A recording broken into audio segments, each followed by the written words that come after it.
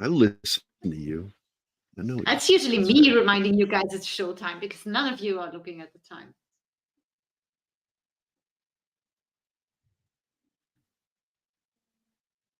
Are we live yet?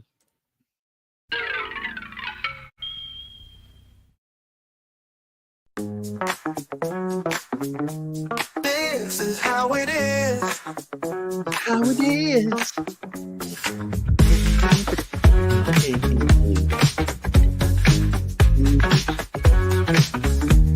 This is how it is.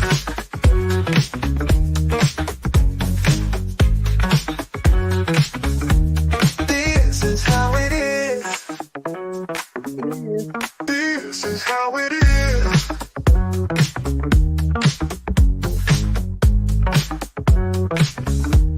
This is how it is.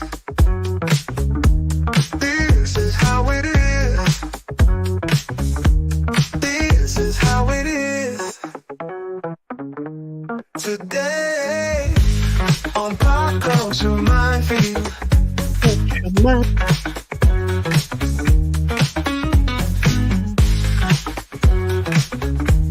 This is how it is. Today.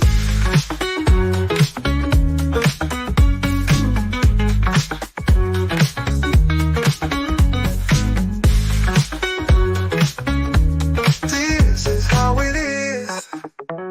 Today on Pop Culture Minefield.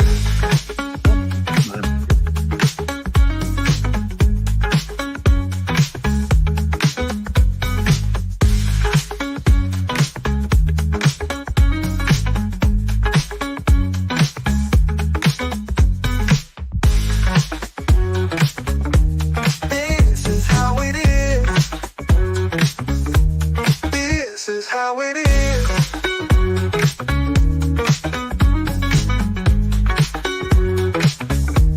Today on Pop Culture Minefield.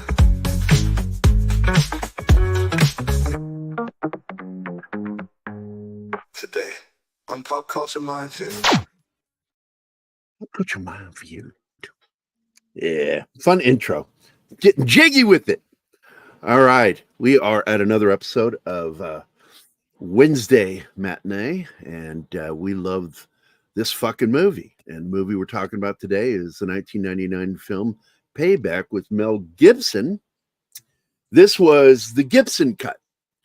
That's What a lot of important to people don't know is mention. that, yeah, the original film, the studio was having problems with. Mel had problems with it, and so he, without permission from the director, because he didn't need it, he went and reshot a bunch of scenes, changed some things around, and turned it into a fun film. It's not dark like the original version, which was Lee Marvin's film Point Blank from 1969, I do believe, 68, 69. And this was, too serious, the version that was done by the director. So they opted to reshoot some stuff, and he directed it himself, Gibson, and recut the whole film. And it absolutely has the perfect feel to it. It's fun. It's dark at certain points, but it's fun. And it's violent.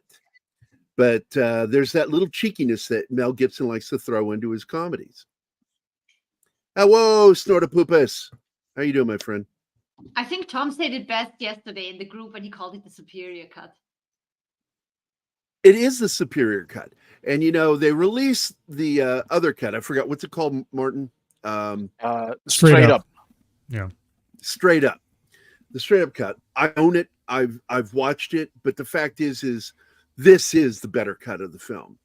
It's the story flows better. The characters are likable. And the humor works. And the humor works. And while I'm bringing it up, I'm also going to be doing, I don't know how you guys enjoyed the film or not, but in 2000, a year later, he did the film, What Women Want. And I fucking love that film. I love that film. It made me laugh so hard. Isn't it great?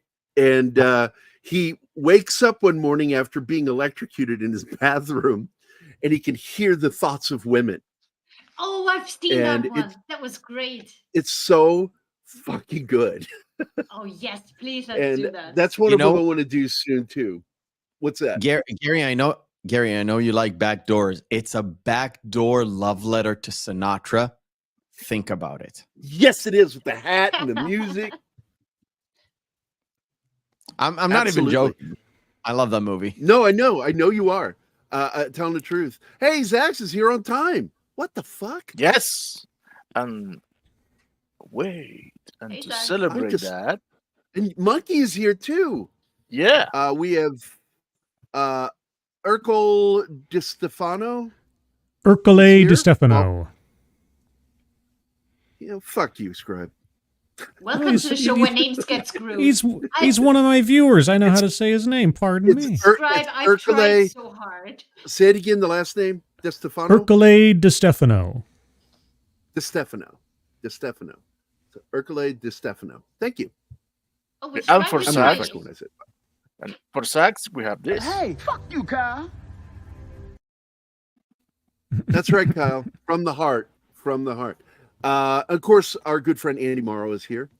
What is up? It's not really a good show unless we have at least one limey bastard in the audience. That's how I feel. True.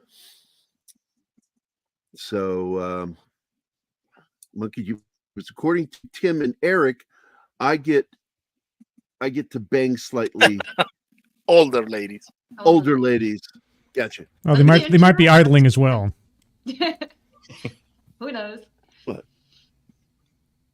I'm sorry, my cat has decided to come over. My friend Oh, it's your cat Nick's now. has come over. Yes, he has taken Yeah, possession of the cat. No, She's Nix has taken possession I'm of sorry. him. Nix and Ivy both. She's a rescue cat that got thrown out of a car. So she has a chunk of fur missing on her shoulder, and she has one eye slightly smaller than the other because it broke the zygomatic arch of her face. But she survived, and she's a sweetheart. I refer to her as one of my bathroom buddies because she follows me into the bathroom and wants to hang out with me when I'm in there. Yeah, she's a good cat, black cat. One. Here she is. Oh, so you have more than one bathroom. Oh, Putty Tat. Hey, Putty Tat. You're a good kitty, but fuck off. I have a cat. And that's something people have learned about me recently. I don't want to spend I'm not like Dr. Evil. I can't just sit there and pet for like long periods of time. It's like I love on him for a little bit and I'm like, okay, fuck off. I got other things to do. I give you some love. Fuck you off. And Anima, you and Amelia are going to work out great. She's just like that. She likes being close, but the actual cuddling, it's like for a minute or two, and then she's like, yeah, fuck off now. Just for you. I'm done. And I like cats that are like that. I got to be honest. Dogs, they're just fucking retarded. They will lay there forever. And it's like, you just got to tell them, okay, I'm done. I'm not going to. They're like, what? What do I do? But I love dogs too. So anyway, we're going to be doing that one hopefully soon. I've got a whole plan of films to do on this channel for Wednesdays that are different than what we do on Saturdays. Saturdays are more of the matinee style movies you want to go see in the theater, epic action shit like that. Well, Wednesday I try to focus on stuff like this. Equalizer 3. Yes. We need to do that soon. Equalizer 3 is one we're getting ready to do, and man, that's a good film. We've already covered 1 and 2, and now we need to close out the trilogy with Denzel. And Anima was really surprised at how good that fucking movie was. Because it's so different tonally from the other films. It's totally different. The first scene and I was sold. I was like, fuck yeah, that's brutal and that's Oh yeah, at the winery when he's at that what do they call that? The Italian vineyard houses. What I forget what the name of them Chateau. The chateaus. French. Yeah, That's French. That's French. What's the Italian? Yeah, it's French. I forgot. What's the I knew Italian? it. There is a I don't fucking word. know. It's driving me crazy. I don't When I remember. was in Tuscany, Hey, Cal's here. when I was in Tuscany, they took us me and my wife were on like a late honeymoon, and they took us for a ride in the vineyard and then into whatever they call the winery where they keep it. And they said the name, and I completely forgot. It has a specific name for it. Oh my I god! mean, we Thanks for have God, the internet. you I know could it, look man. it up. Yeah, I know. There- It's like Cal's here shitting on us. Thanks a lot, Cal. Love you, buddy. But he's So right. anyway, no, he's not wrong. I'm not saying he's wrong. I think he's completely right. So, but anyway, looking forward to talking about some of these films. But this film in particular is it was the first book by the author, and it was optioned. And by the time it finally got made, there were, I think, 2 more books, I recall, and 2 of them got made separately, and they're really like odd films. They're bad. Like They're bad. There was Jason Statham so the character's original name was Parker. For some reason, they changed it to Porter in this. You really like the Jason Statham? I don't know. Anyway, Jason Statham one was. There's a reason for that, right? Well, I know there's a reason. I just don't think it's a good one. Whatever it is. Well, it's a legal reason because the author laid claim on the character's name and said that a studio had to agree. And this is when he first wrote this contract, was when he had the first book option, and then he got 2 more books. So there were only 3 books at the time. So the agreement was that the studio had to agree to do the books, all the books, if they wanted to use the character's name. And so nobody wanted to do that. And for some reason, before he died, he signed an agreement, because he died in 2008. And he signed an agreement with the studio for that. And they use it. And I do believe that what it was is they planned to do at least 3 films with Statham. But it just never happened because the film didn't make its money. Well, Statham was he was incorrectly cast. I'm sorry. Parker and the Richard Stark or Donald Westlake books are uniquely American, and Payback got it. Setting aside Point Blank, Payback got the sense of those stories and that character about as accurately as anything has so far. I've read several of the books. I'm a big fan of Richard Stark. Yeah, but the Statham one was just. By the way, just in case we don't mention it again, did you guys ever see the unofficial sequel to Mel Gibson's Payback? No. It's a film called Get the Gringo, and the character that Mel Gibson plays is never named. Oh, that's it. Never named in the film, but. Well, here's the thing. Like I say, the beginning of that movie, I won't say too much, but as that movie starts out, if you told me that this was a official sequel to Payback, I would believe you, because there's almost nothing about that character that doesn't translate completely over to Payback. So if you want to see, you can just believe it as it doesn't contradict anything. Get the Gringo is the sequel to Payback. That's crazy. I never knew that. And I like. Well, I mean, again, it's unofficial. It's more of a fan theory than anything else. But I like to think that way because the way that movie starts out really feels like a continuation of this character. He might be a bit more moral than Porter in this movie, but I'm going to have to watch it again just so I can, because I was unaware of that theory, and I'm going to watch it again and see if I get that. Oh, I think it's great. Whoever included me, the first time I saw it, I thought this, like I say, especially the opening scene, I was just like, this is Porter, isn't it? Anyway. But by the way, Cal wants to know what you're drinking, Mephisto. Oh, And he likes your name. Just a Heineken.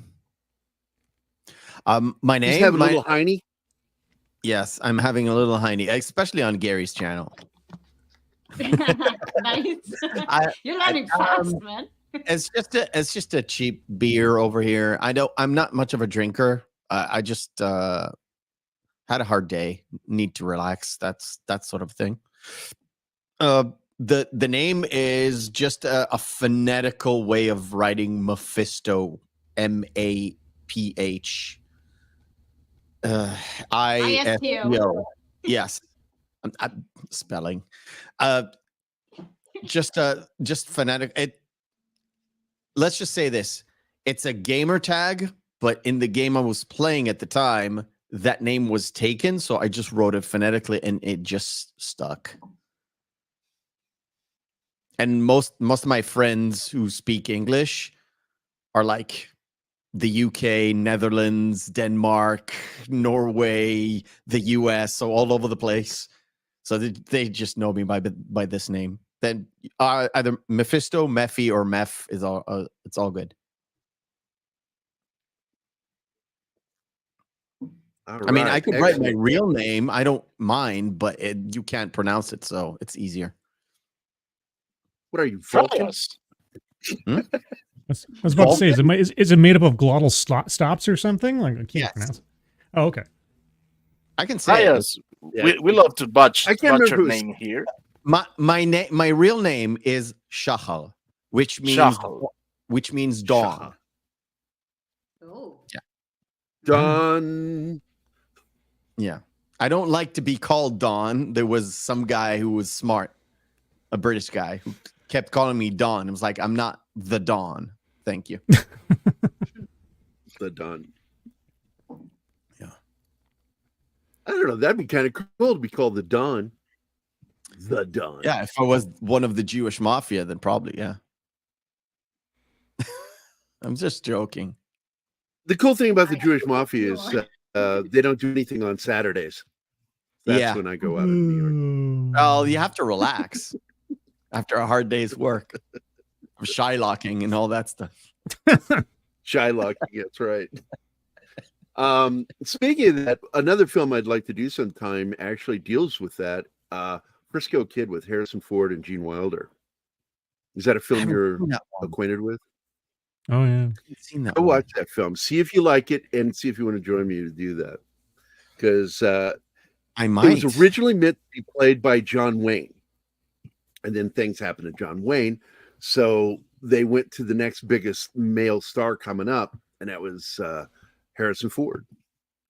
And because of Star Wars. What year did it come up? 81, 80? 78, 79. 78. I don't think it was in the 80s, but So after American Graffiti, after Star Wars, but before Apocalypse Now. Not that it mattered that much, but yeah. 1979. And his star was rising because he'd already done Hanover Street and Force 10 from Navarone. So he was getting up there, and so they picked him to replace John Wayne in the film. And I think there was even rumors of Clint Eastwood being talked to, but he didn't want to do it. You remember in 79, he played Lucas in Apocalypse Now. Yep. Yeah, for like 5 minutes. Yeah, about. Captain Lucas, I think, or something like that. He was an officer. I remember that. Yeah. He's the intelligence officer. It was like he was there for Gives him- 5 seconds of the movie, but he was there for what, 2 weeks, 3 weeks, because he got stuck there. Because of George Lucas, because of Francis Coppola changing shit. Francis Coppola got is stuck fucking nuts. It's just nuts. I'm curious, by the way, that you bring this up, because now I'm thinking, what is everybody thinking of Megalopolis? I've not asked any of my friends. Looks overblown, but maybe it'll be cultish at the end of the day. I mean, it's one of those projects where I've been working on this for years and nobody would take it and everything else. It's like, well, it's obviously a passion project. Obviously cares about it. Everybody and their brother joined the cast because who wouldn't want to say that they worked with Francis Ford Coppola? It looks like a mess. That's my sort of, and I haven't seen it. I don't know, but the feeling that I get from it from similar projects from other directors in the past that seem like they're long-term deals. Seems like this is his swan song, but it's also going to be an overblown mess. But it might be a pretty mess. It might be Ridley Scott's Gladiator 2.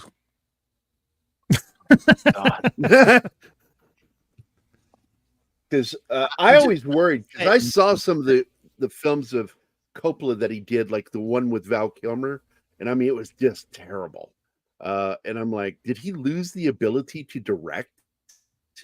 He's an old man. Now he's got this movie. He's sank his own money into this. This is all his money. Yeah. So Well, I'm curious you what'll happen. can't take it with you. He sunk his money in a lot of projects that did really well. So why not another one? I just don't think it'll do what he thinks it'll do.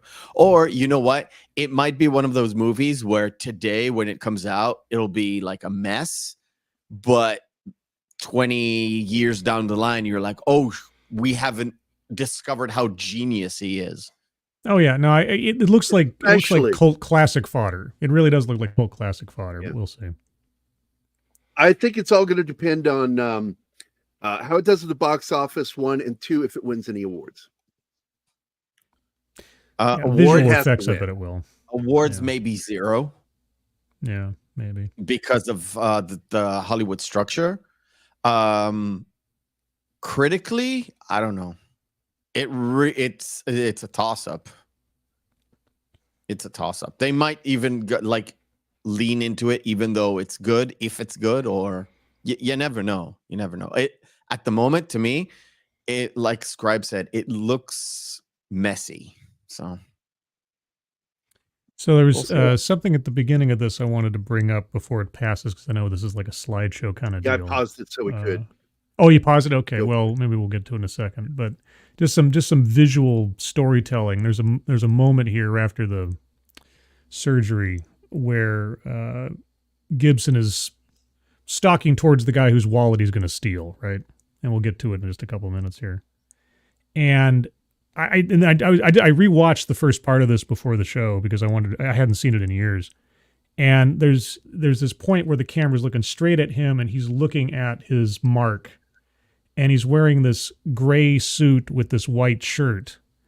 And everything else around, especially most of the movie, is sort of like filtered through blue. And I just thought, he's a shark. He's a shark in an ocean of people. And you see him coming straight at his target when he's going to grab the guy's wallet. And I just thought, I don't know if that's intentional or anything, but just the visual of him honing in through all these other people around him that's all cast in blue. And he's the one guy in gray with a white shirt. I was thinking, I think he's supposed to be a shark here. And that's pretty appropriate, feels like. I think that's a good point. Now, originally, this is where the film ended, is on the train walkway, and I'm glad they completely altered the film. Mel Gibson did it himself. He was not happy with the final cut by the director, and so he went in there and reshot a bunch of stuff, directed it himself, and edited the film together and turned it into this, which is the superior cut. Tom and I agree on this. I think most of you guys agree this is the superior cut.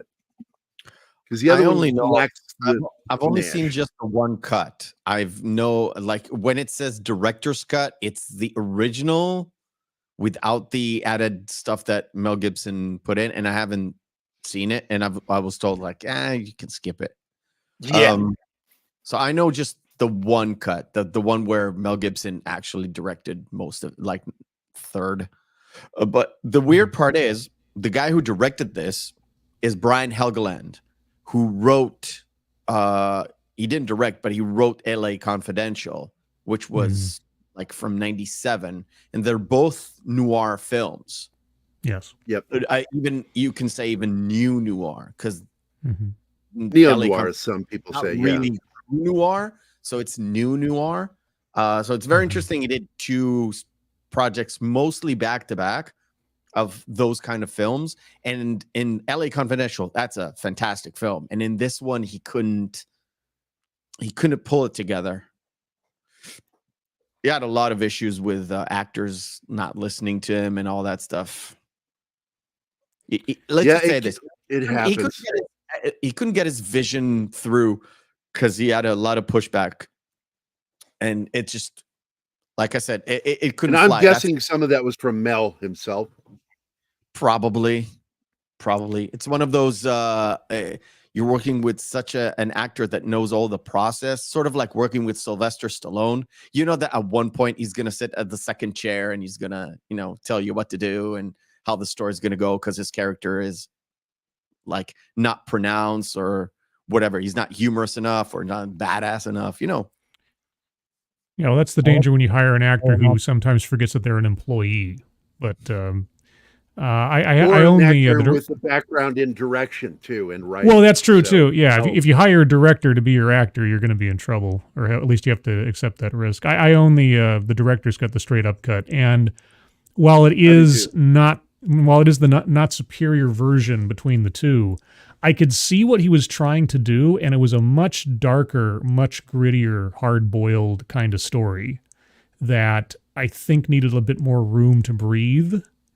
Because obviously Helgeland knows how to direct drama and actors and get a story across, because LA Confidential, like you said, really proves that he knows the genre, loves it, and really gets across those kind of characters in those settings. But yeah, something about it just didn't click quite right, especially when you put it up against, let's call it the theatrical version, is what I've always called it. And here's the scene where he's like walking towards the guy. I love this.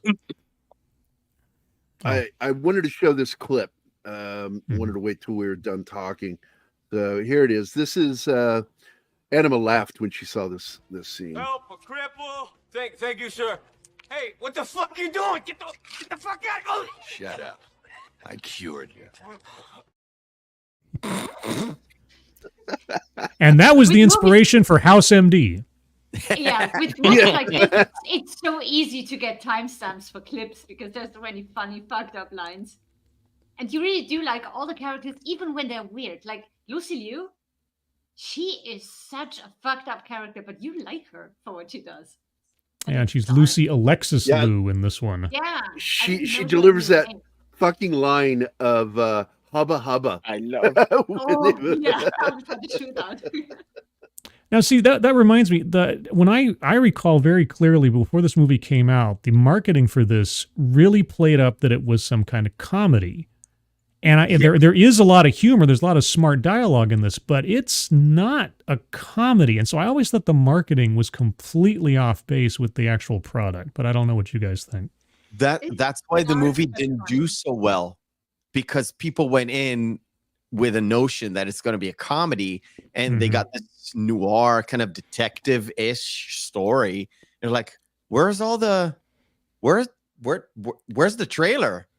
Yeah, they played it up like it was some kind of Lethal Weapon-ish kind of action comedy kind of deal with Mel Gibson. And then when you see it, it's like, yeah, there's some snappy dialogue, go boil an egg. There's some great stuff in there, but it's not a laugh out loud thing. It's a dark, gritty, as you said before, very violent noir crime flick. But if you're into that, you can have fun. And it has comical overtones, and it's not shtick. It's his reaction to things, the things he says and does, and the certain characters who are quirky that make you laugh, like the two cops. Oh yeah, the two cops and Stegman and all that.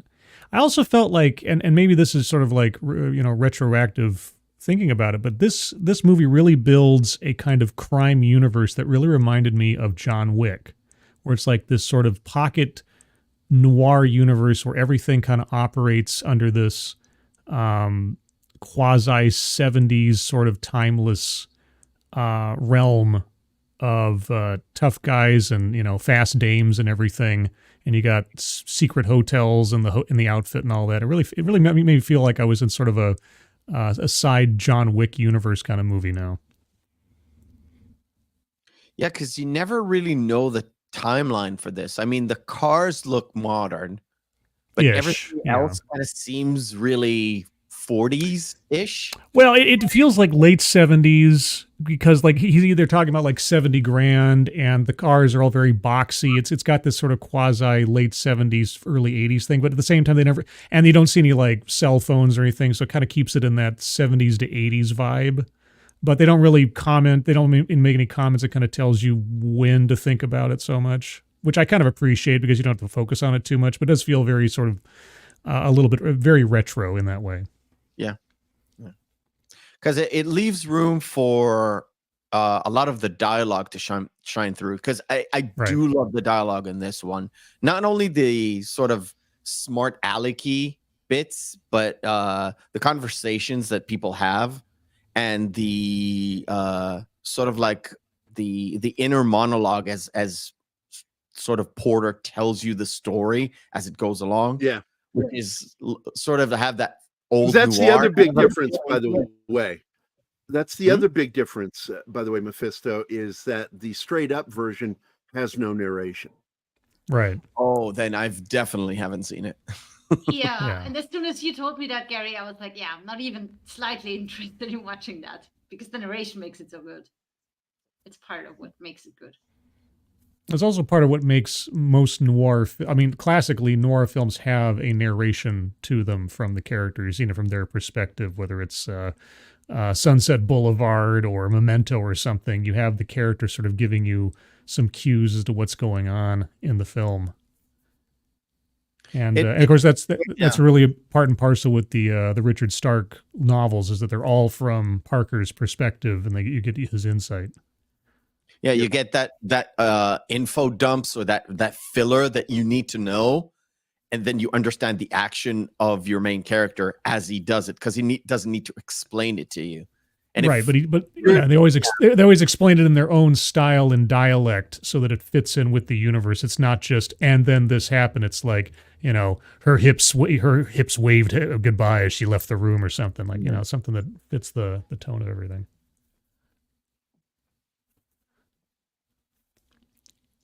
But the one thing that always struck me about this is the character's morality towards the women in his life. Like even Lynn, this drugged out, betrayed him, didn't stab him, but shot him in the back.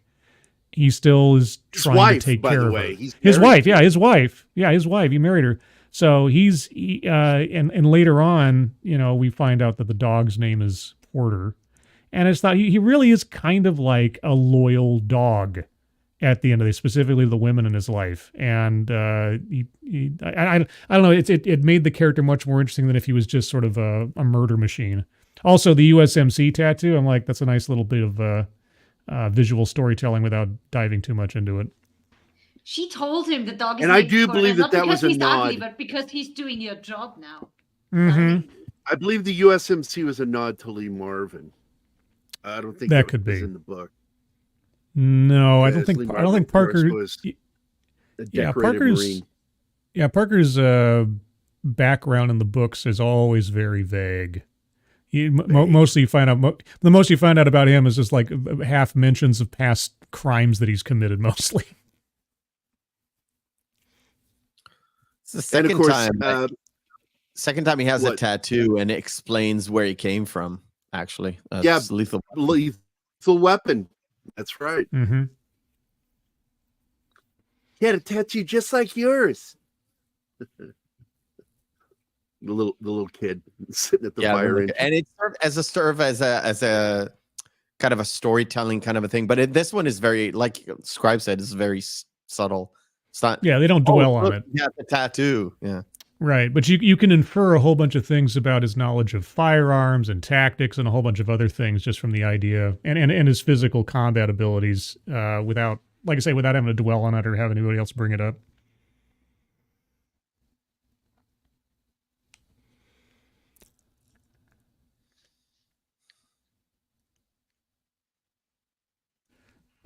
I love this whole thing because this is very similar if you've seen Point Blank to how that film worked. The big difference is when he storms into the room thinking he's going to find Val there. In the Lee Marvin version, he and Borman worked out that the gun represented his penis. And so when you see it, it's in slow motion, very violent. The way he's shooting the gun, it's almost like, it's fucking crazy to watch. There's this whole psychology to Lee Marvin's film.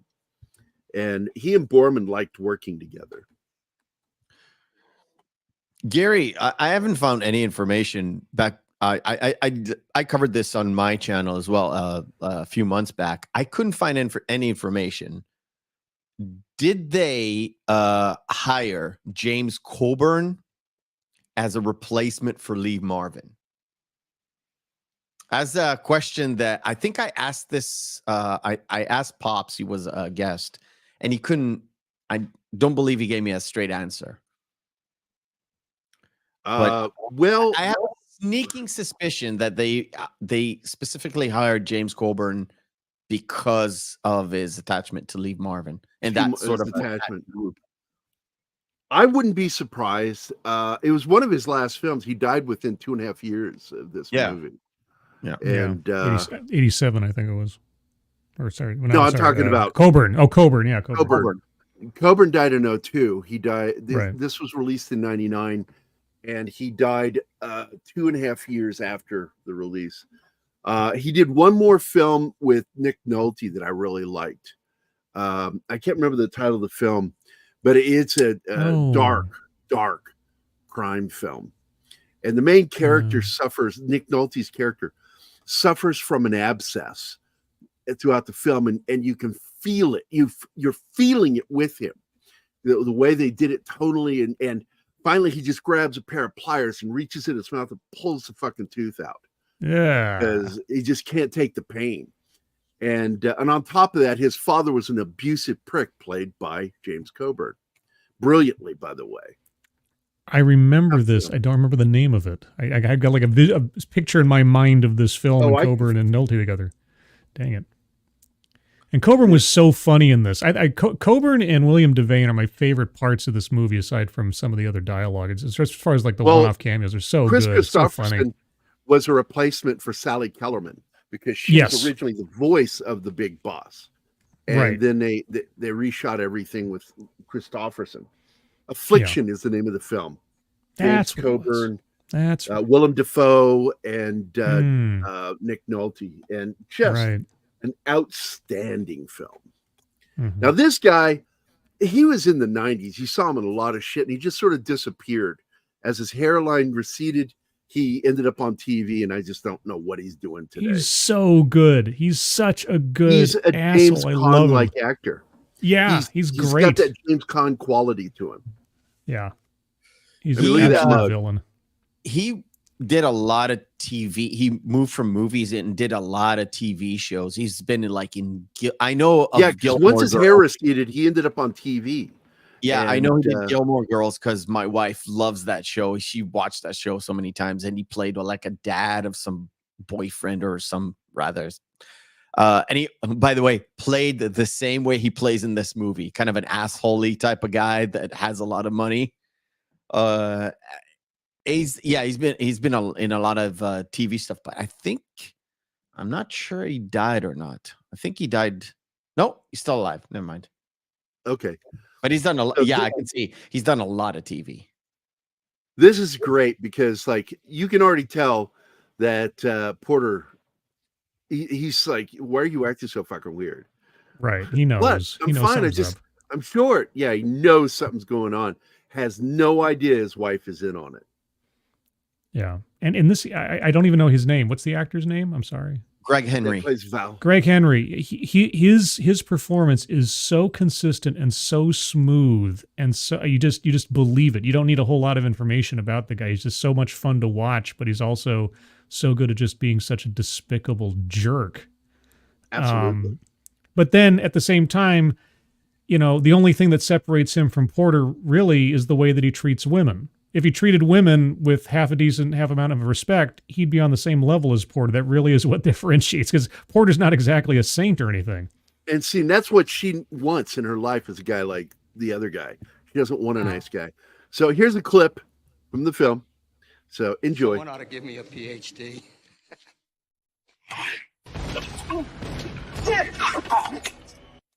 Jesus, Glenn, wait, I'm out of the fucking way! I really wonder what it was, because they never tell you. Like, what was it that influenced her to betray Porter? Like, what did he do? Well, I know, but I get that, but still, it just seems like it feels like there's got to be something else. Maybe, I don't know. It just feels like that if being a drug addict was enough to turn on Porter, that it would have happened long before this. But I don't know. I also think that it's because Porter's the nice guy. Oh, well, I take it back. We were told that because he showed her the picture of him with Rosie, and she got that's what it was. I apologize. I completely forgot about that. Oh, that's right. I forgot about that. Yeah, I left my attention completely. I was like, oh, yeah. An affair. There was no cheating. He just saw she just assumed. Mm-hmm. And because he was her protection. That's what he was. Well, no. They said he's when he's in the apartment with Rosie and they're talking before Resnick comes in to beat up Rosie. he talks about when we slept together, why'd you leave that night? So they did have an affair. He did cheat on Lynn. Wait, but they had an affair, but it wasn't that occurred before his marriage. Yes. Well, yes, because did it? Yes, listen. It was ongoing. He asked Resnick, where did he got the photo? And he says, Right. I got the photo from a hooker, which was Right. this one. And she tells him that she knew Resnick years before because he had given him a beating. Oh, okay. So he finds the photo and then he shows it to Lynn. Lynn assumes he's having an affair then, rather than the. Oh, okay. See, I never that never really got across to me. And I've seen this movie several times. Okay, that makes a bit more sense then. See, even Porter's loyal even then. That's crazy. Also, the moment he's getting serious about her getting cleaned up, she ODs. Well, yes, of course. Why not? She doesn't want to be saved, at least not yet. She's not there yet. Mel's had a comeback, and he's working with people that appreciate him, and that's what's important. Yeah.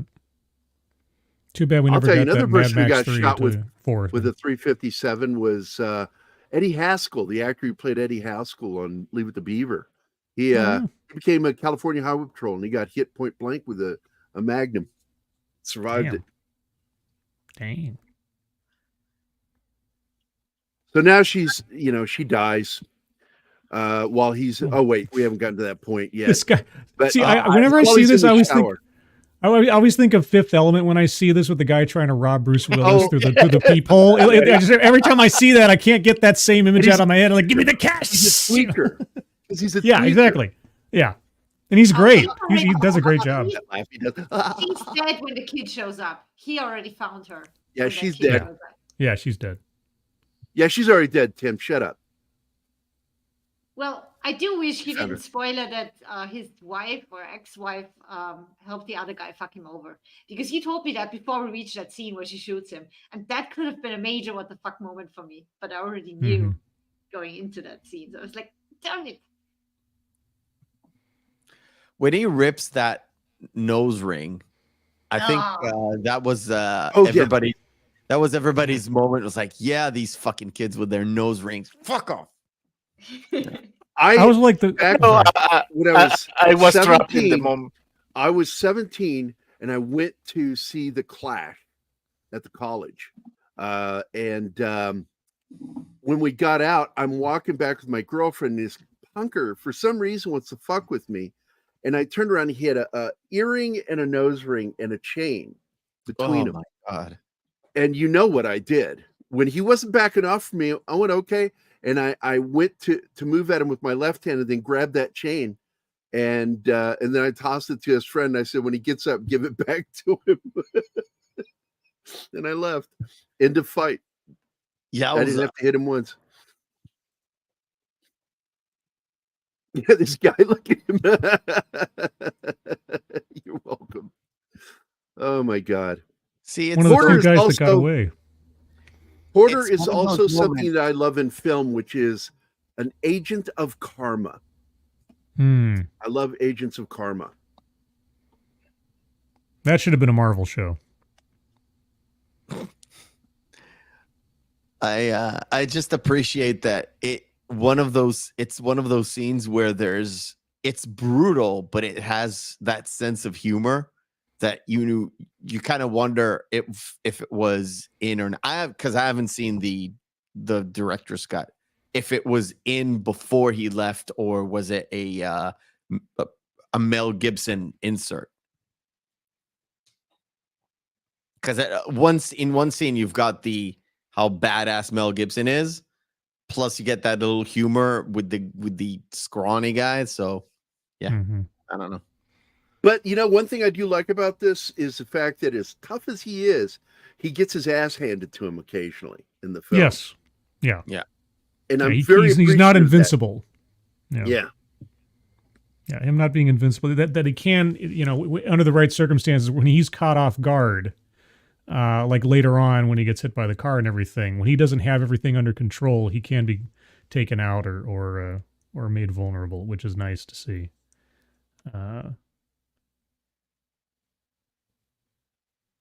God, Stegman.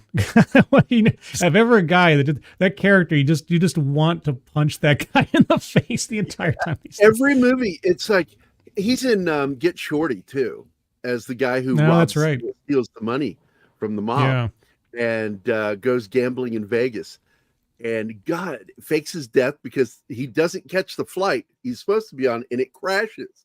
So everybody like he's dead. Yep. Yeah, David. And in that one, yeah.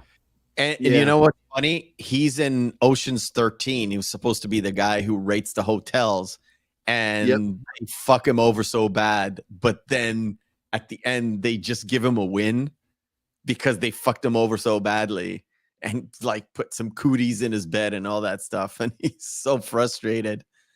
But they give him a $5 million at the end, so he's happy. Yep, they give him some moolah to make it all better. You ever hit a guy so hard he does the?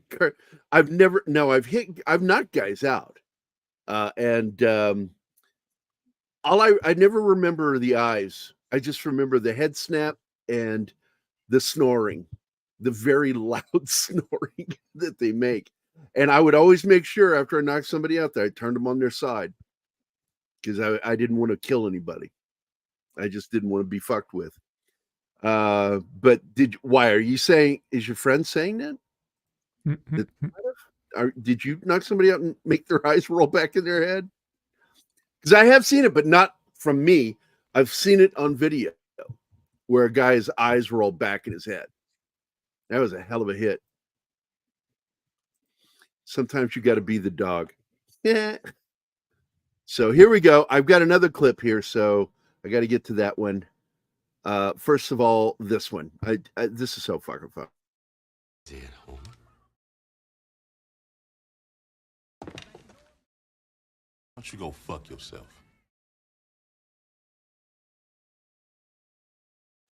That look on Mel Gibson's face, like, oh man, I got to do this.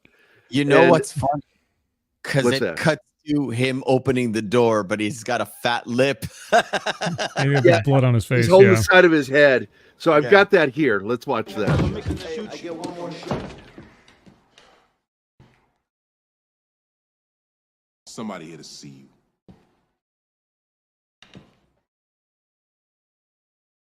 The blood's on the side of his head. It's one of the best cuts ever. Someone here to see you. Oh, this movie. And that's how it finds its comedy, is in that kind of shit. It's believable. Yeah, it kind of reminds me of later on sort of the same thing. He did sort of the same thing where there's something that happens and then it stops. Then action happens off to the side, so you don't see it, and immediately it cuts to the next moment where there's an action that happened, some sort of a fight or something, and it continues on, and the cut just turns your head. It was like, oh, that's funny. You're not laughing out loud, but you're like, oh, that's funny, and you continue on with the scene. It's very interesting. Yeah, it was both in Lock, Stock and in Snatch. Yeah, I like both those films. Yeah. Mm-hmm. Lock, Stock, and Two Smoking Barrels. That was a fun movie. That's the film that introduced us to Jason Statham and his buddy. Yep. I just forgot his name. Yep. Jason Fleming. It's close. No, Jason Fleming's the other guy. Is it one of the four? You mean? You mean the shorter friend that eventually plays Al Capone in the Boardwalk? No, that's a different guy. Jason Fleming is the guy who's like bald headed in Lock, Stock, and then in Snatch he plays. You're talking about Lock, Stock. Sorry, Vinny Jones and Statham were friends, and I was thinking of Snatched. And the director met them because they were selling jewelry on the street. No, they were kind of con men, and he just got such a kick out of them, and asked them to be in the movie. Now, a lot of people don't know Vinny Jones was a professional. Vinny Jones sold jewelry on the street. Him and Statham did, for extra cash. He was a soccer player. He was a rich soccer player. Soccer player. Well, it might just be Statham, but Statham was also an athlete. He was an Olympic athlete, and a lot of people don't know that he was an Olympic diver. Can I just say I love the way that Val Resnick answers the phone? He punches it off of its cradle into his hand. That is just so, everything about this guy. I just love every little bit about this guy, even though he's an absolute monster. Owns this character. Oh yeah, he's great. He's great. And I'm telling you, he was, what's that called when you're pulling up on a spirit of something, is James Caan. Because he is James Caan, young James Caan. Yeah, channeling James Caan, yeah. Channeling, thank you. By the way, I've got a clip from this, so let's play that.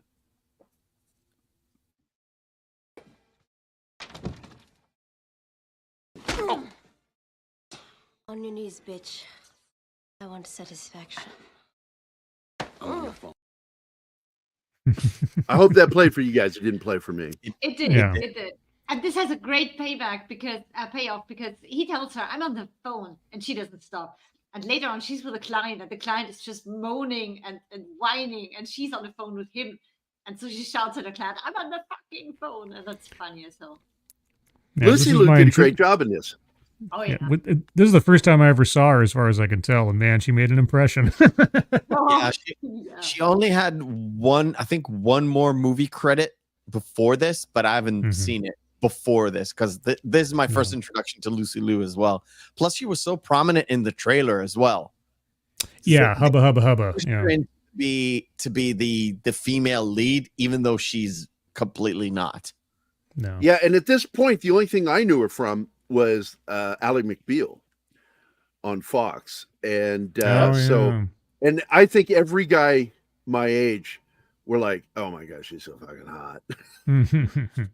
And so beating guys up. Now this actress, the only other thing I ever saw her in was she was, if I'm remembering correctly, she played a like a court bailiff or something in the John Larroquette show. And I've never seen her in anything else. But when I saw her in this, I was just like, it's such an odd scene that's obviously necessary to move the story along. But are you talking about Maria Bello? No, or this girl here. This girl here. Okay, yeah, this girl here. Yeah, she's an odd looking lady, I'll just say, but very funny in the if I'm remembering correctly from the John Larroquette show, she played like a bailiff or something, or a security guard or something like that. Wasn't she on SNL at one point? Can't say. Not sure. I haven't kept track of the SNL cast since the early 90s. No, I mean, way back when. Oh, I don't think she's one of the. Well, unless it was a very short term, I don't think she was one of the founding. Claudia Rozzi is her name. Yeah. Okay. And I'm trying to see what she was in. She was in Deep Blue Sea, Corpse Bride, Clash of the Titans, the new one. Olympus Has Fallen. Really? Watership Down. She was a voice actor in that. That 78 version. Wow. Okay. Huh. Was she on the John Larroquette show? Does it say that? Am I completely? I am not seeing it. What is the? Okay, well, I'm gonna have to look that up then. Now I'm getting. I don't want my memory to fail me completely. If only we had devices to Google stuff. Yeah, well, I'm doing it right now. For Google. Thanks for Google.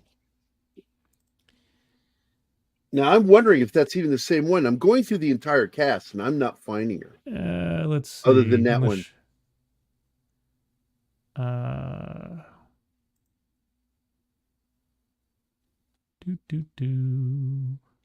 There's tons of people who got uncredited. That could be the case too. Yeah, I'm trying to figure out. Because she has a very memorable face. When you're looking I don't at even IMDb see her picture on IMDb.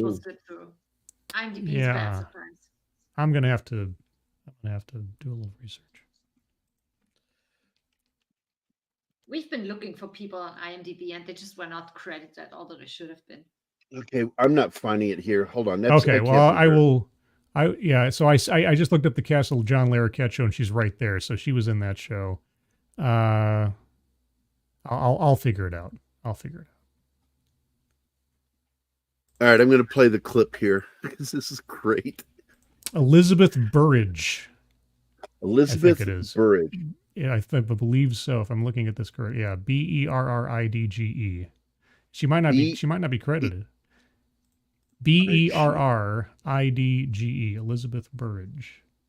All right, I found. Yeah, she is not on Google. This is why I have a problem with Google, Mephisto, because they leave a lot of shit out or put wrong photos. It annoys me. She has got on Google. She's got 3 different photos. All of them look completely different from each other. I know. Yeah, she's either they got the wrong photo, or she's just a chameleon. Either way, but yeah. Yeah, I'm looking at these, and she is. So she's weird. the maid in some of these, and she's got the orange sweater. That's her. She is really odd looking. She is, and that's what made her so memorable to me from the John Larroquette show. Because when I saw her in this, I was kind of like, "Wait a second."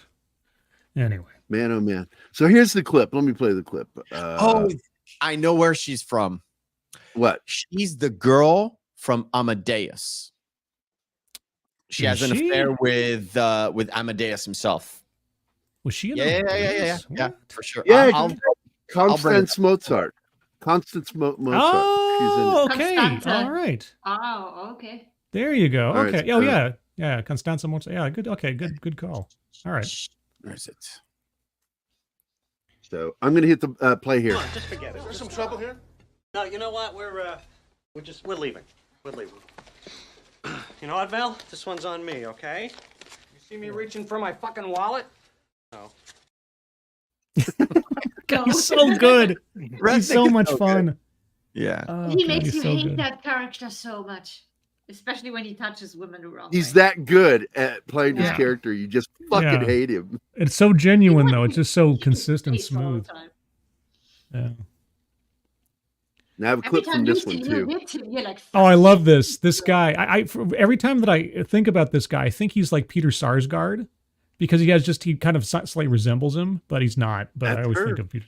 Yep, That's there you Totally go. her, man. Yeah. Okay. He has a really weird face, but yeah. Yeah, and his very proper way of speaking is also quiet. Oh, this guy with the Yeah, here we go. and You chills down my spine when I saw it in the theater because I was like, oh, that hurts. It reminded me of a John Wayne scene in another film.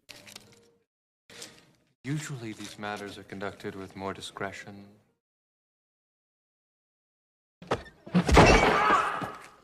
Be discreet now.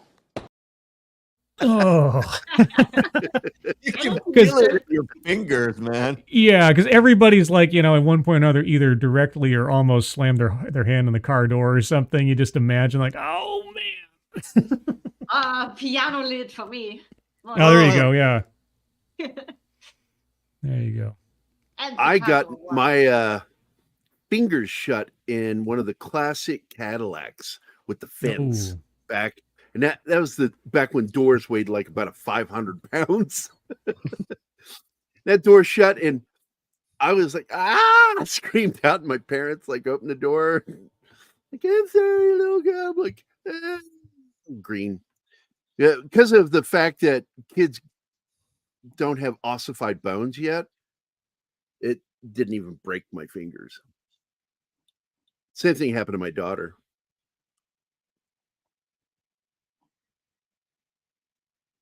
I got my hand caught in my current car, but there's so much rubber on the end of it.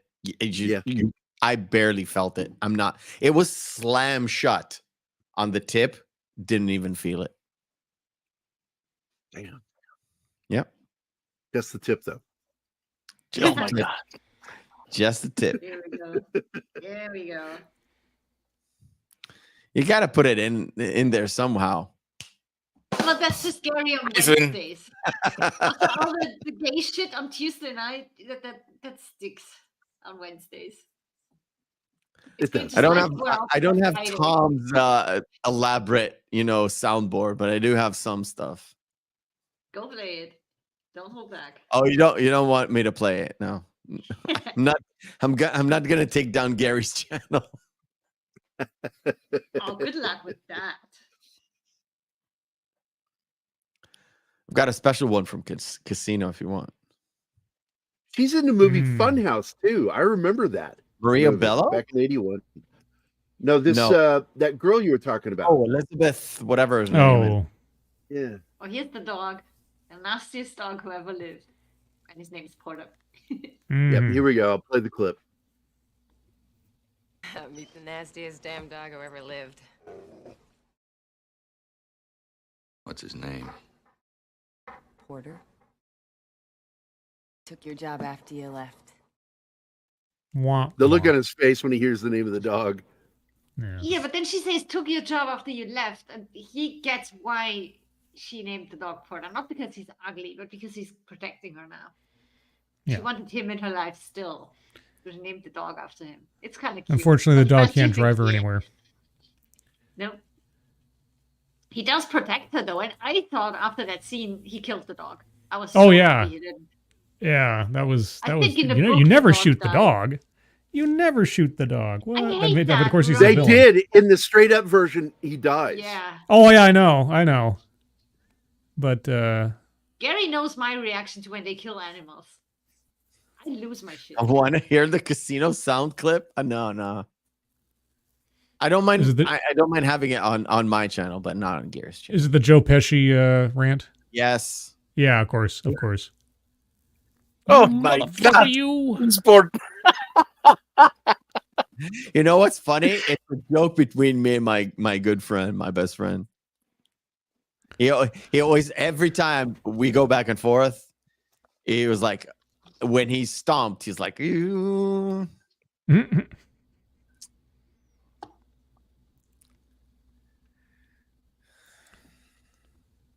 Have you guys done Casino on this series yet? No. Gary? No. I'm sorry, Not Kitty. Casino. Kitty just messaged me, so Oh, sorry. she wants to join us. She wants to join us. So I'm going to send her an invite. Oh, yeah, sure. More girls Kitty on Bear? this channel. I was supposed to Oh be my the gosh. beginning of having more girls here. I'm the only one to this day. Yeah, this should be called the Wednesday Sausage Fest. Now I'm the breaker of the sausage fest, Mephisto. Yeah, I get it. I can be just as much a dick as the guys. That's why I'm sticking around. Well, that's why it's a good it's good to have you on. Wiener Schnitzel. You know, Don Ecker calls me Strudel. Venus is actually really good. Yeah. It's actually really good. Now, there's one thing about this next bit here that I kind of am sad we didn't see. Like off camera, he infiltrated the hotel. We don't find out how he did it. He just suddenly How did appears he and get teleports in there. the room? Yeah. He just teleports there, and we just hear that he breached their security, but we never find out how. That seems like a whole adventure I would love to have seen. Well, he gets the girl to tell him the hotel. Oh no, yeah, he knows where the hotel is, but he breaks And the room into number. the syndicate hotel and into his room without. And I being would have caught. liked to have seen like the sneakiness, how he got in. Yeah. But, He's you know. just that good. It doesn't really matter. He is that I- good. Where's my money?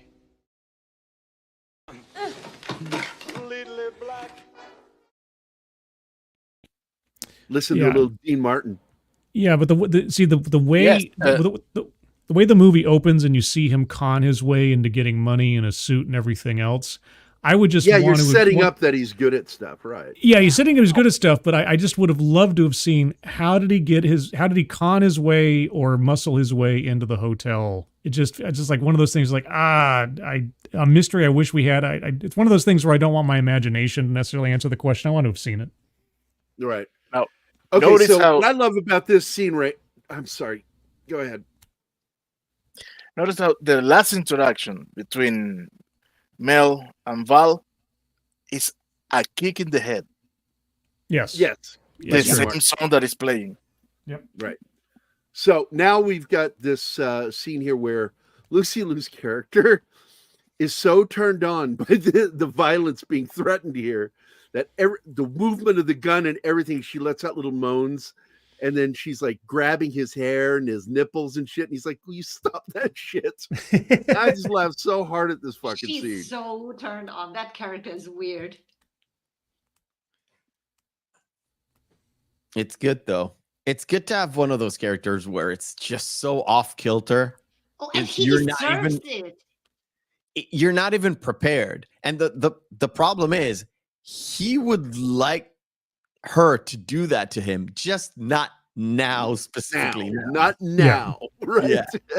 Not the time. Yeah. No. You know what's really great about this movie, the more I think about it, it's just that there, whether it's a small character like the dealer all the way up to Val interacting with Porter and everything, there isn't to me at least, there isn't an interaction in this movie that doesn't have chemistry. Like every actor, whatever scenes they're in together as a group or individually, there's chemistry there. You don't feel like it's out of place, and everything just clicks. I don't know how they did it. It's just such a great watch for every scene, just the character interactions and the conflicts taking place just visually and otherwise. Exactly. So I split this into 2 clips. So I'm going to show the first one. I did what I had to do. You can appreciate that? Yeah, I appreciate that. You. No, don't. Please, allow me. Allow me. Yeah. And of course, the setup is, and you can already see, she's already fucking let him have it. So I got to show that clip now.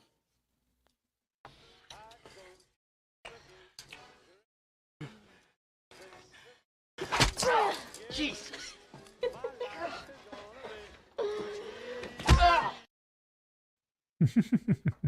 That is just so fucking funny. Kicks him right in the fucking nuts. Big old knee right to the nuts. He gets a kick out of hurting girls. He almost killed one. The character Maria Bello plays. So he deserves that. But the fact that he gets something out of it too is just, it's so messed up. Yeah, well, he's a sadomasochist. He's a sadomasochist. Yeah. But Again, it's all about karma. I love movies where the central character is an agent of karma. And that's exactly what this is about. It's all about comeuppance. The shit you've earned. Yep. Yeah, because it's not really about the 70 grand. No. Well, it's because they keep saying the wrong amount because they're like 130,000. It's just 70,000. Sometimes they say 150, and he's like, "Dude, I just want my 70 grand. I don't care about the rest. I just want what's mine." It's the principle. That's weird. It's right. The principle, yeah. But He's even asked that at one point. People think he's so weird for going through all this shit just for 70 grand. Why not take it all? But no, that's against his principle. He wants I think that's what isn't that what Fairfax says at one point, where he's like, "What is this about? The principle?" Something like that. He's a so here we meet William Devane's character. Oh, William Devane's so great. He's so good. And of course, Glover is in the scene too. He plays one of his henchmen. Far too short a time in the movie, but great too for what little he was. Yeah, he's got 2 scenes, I think, before he dies. Yeah, he's in this one, then he's in the car, and then boom. In the car when the hose gets cut. Devane is so cool. He's so smooth and so fun to watch. Oh, man. And what's funny is whenever we watch a film, he's in, and we'll go, have I seen him before? And I'm like, Marathon Man, the CIA agent. Oh, yes. Because they just said that, she automatically knows who it is. I keep forgetting stuff like that. I'm terrible. I'm a bad. Yeah, but I just say that one thing and you always remember who he is. Mostly, yeah. He delivers his lines so smooth and just so urbane. It's so good. He's lip balming right now. I know. I always think whenever I see him in this movie, I think Carmex. I just can't help but think, but like the texture and the smell of Carmex. I just feel like he's just like covered in it or something. Man, I love William Devane. He's so good. He's just so good. And at this point of the movie, you don't know there's different bosses because it made you think like, okay, this is the main guy of the syndicate. And then he's not. Yeah, escalates and then escalates and then escalates into higher and higher bosses. And it's like, Mel Gibson's character gets frustrated with that.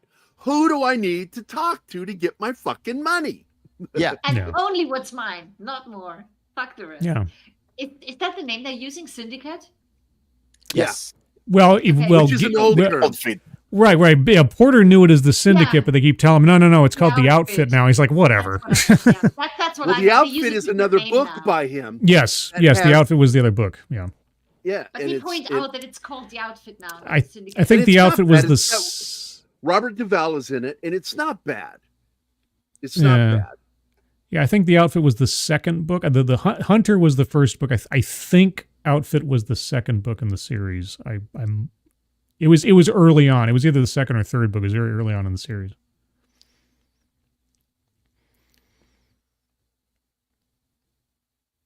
Yeah, but just an aside, I can't recommend the books more highly. They're just such fun, quick reads and such just like flat, hard boiled. Yeah, they're just crime over action. 200 pages, as I recall. Yeah, they're easily digestible and just fun, sort of pulp noir. It's really good stuff. You can literally read one in an evening. Sure. Oh yeah. Not me. The problem with me with Are you a books. slow reader? No, I'm a fast reader, but I keep forgetting. So I can read the words and it registers in my head, but I forget what I've read like 2 pages ago. I'm much better with audiobooks. Audiobooks I can get down with audiobooks all you day. are one of the people who read with their ears then. Nearly all of these are on audio. There's a great audiobook series for the Richard Stark books. So yeah, if you like audiobooks, I think all of his main I novels are require on them Audible. because I'm always working and I like Yeah. to listen to. Oh, they're stuff great. while I Yeah, work. you can find them on audio easy. I think most of them are on Audible. So if you're interested in some good old like noir, the Richard Stark's on audio for sure.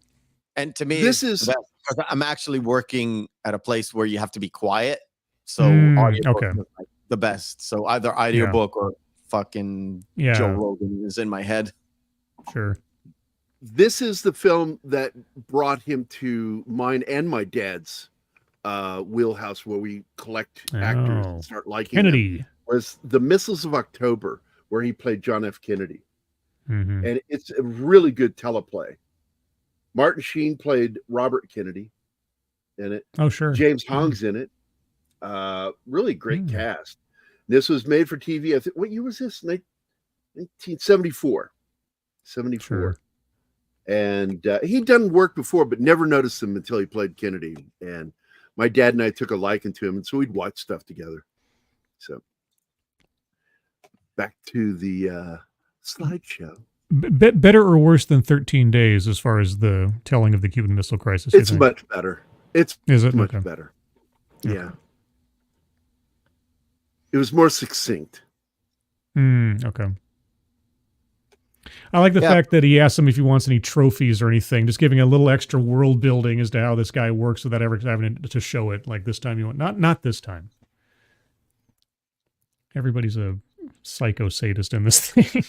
Oh yeah. I know, swear to God, this is the phone call scene. I'm on the phone. I'm on the fucking phone. That's what she says. She tries to keep him quiet and he just won't stop. Because she's torturing him.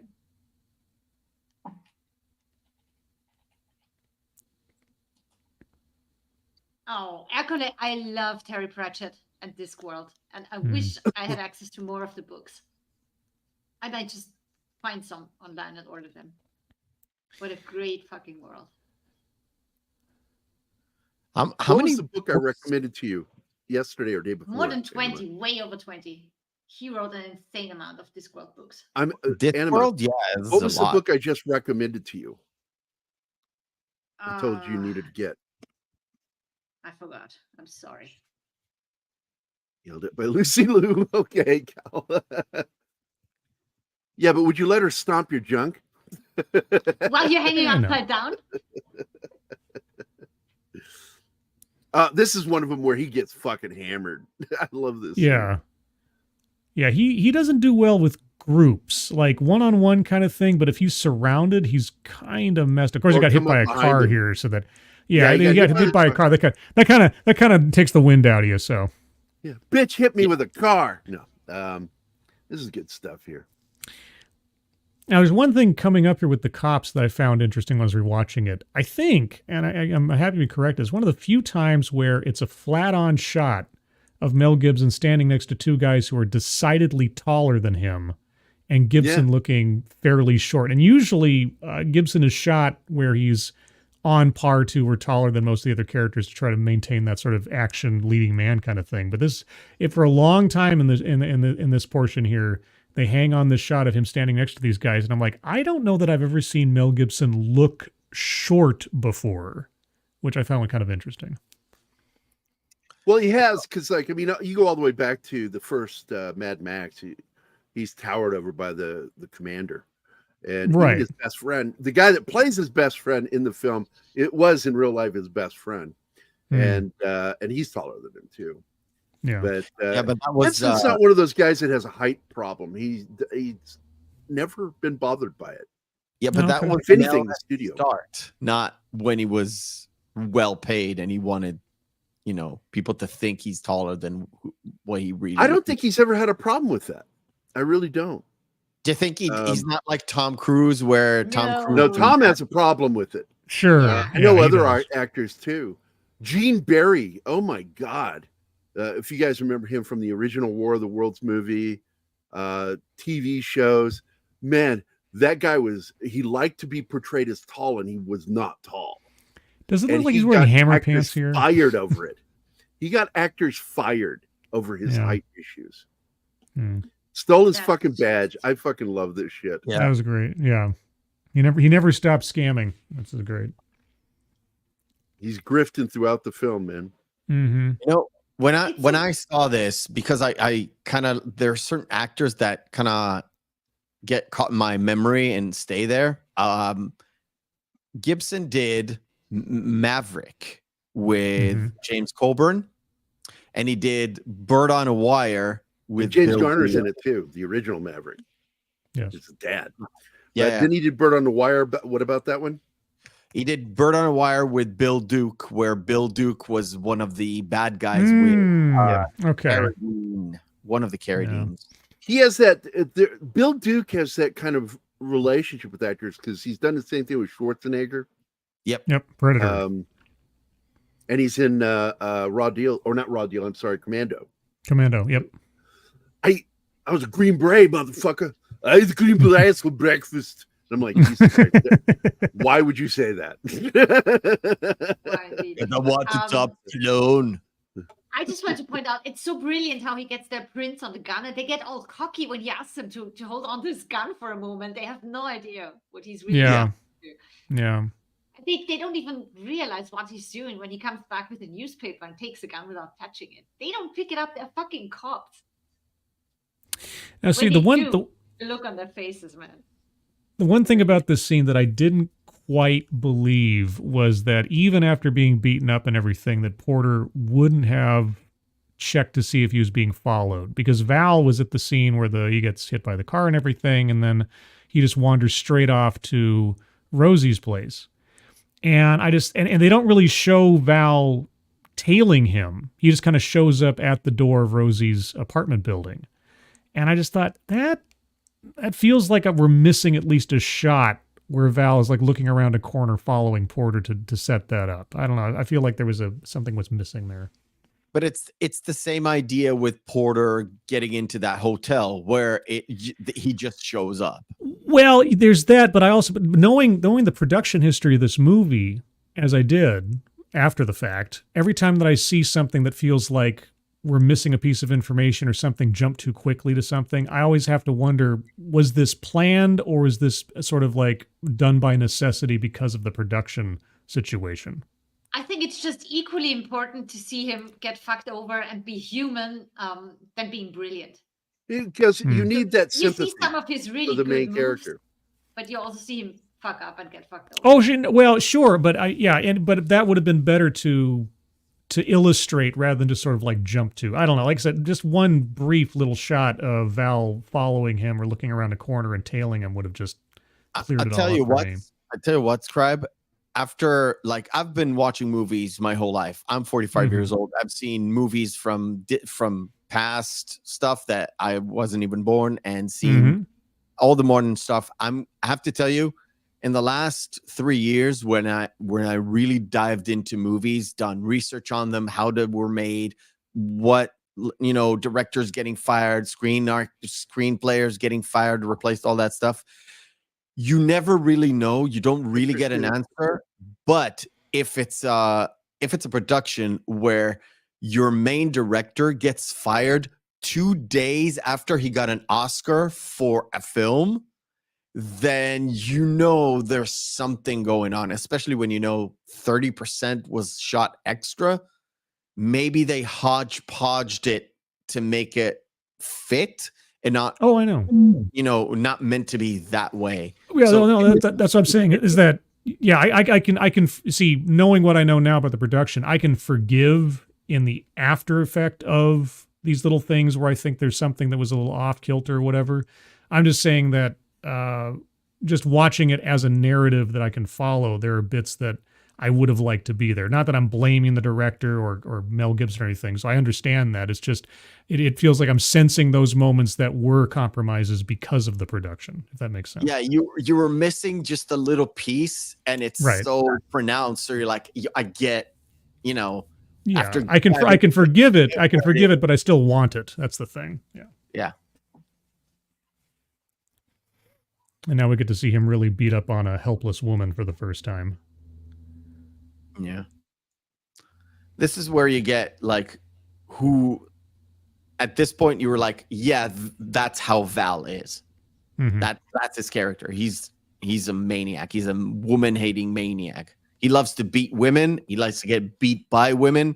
So all that stuff really is pronounced. So up until this point, you only saw him get beaten by a woman and give it a little bit back. And now you see his real face. You heard women talk about what he's done to them, so he's doing it. But now you get to see them, you realize how big of an asshole he is. Yeah. This is such a fun scene. He's, now he's trying to wheel and deal. They'll kill me. What do you think I'm going to do? Yeah, same thing he said to the dealer. He keeps stepping on his gun wound. And not only that, he continues that running joke of the money. It's like, okay, I'll let I'll get you your 130 grand. It was like 50 grand. 70. See? Let's get it right. Even you got it wrong. I got to correct you. 70. It's 70 grand. Be professional, man. All right, I'll help you out. 5 months ago. I'm sorry. And he's like, he puts a cigarette in his mouth and he asks him the most important question. You got a light? Oh, one of the best lines in this movie. What? You got a light? No? No. Then what good are you? What are you good for? Bam. Yeah, what good are you? Yeah. And here's the clip. So you can enjoy it. Here it is. Got a light? No. Well, then what good are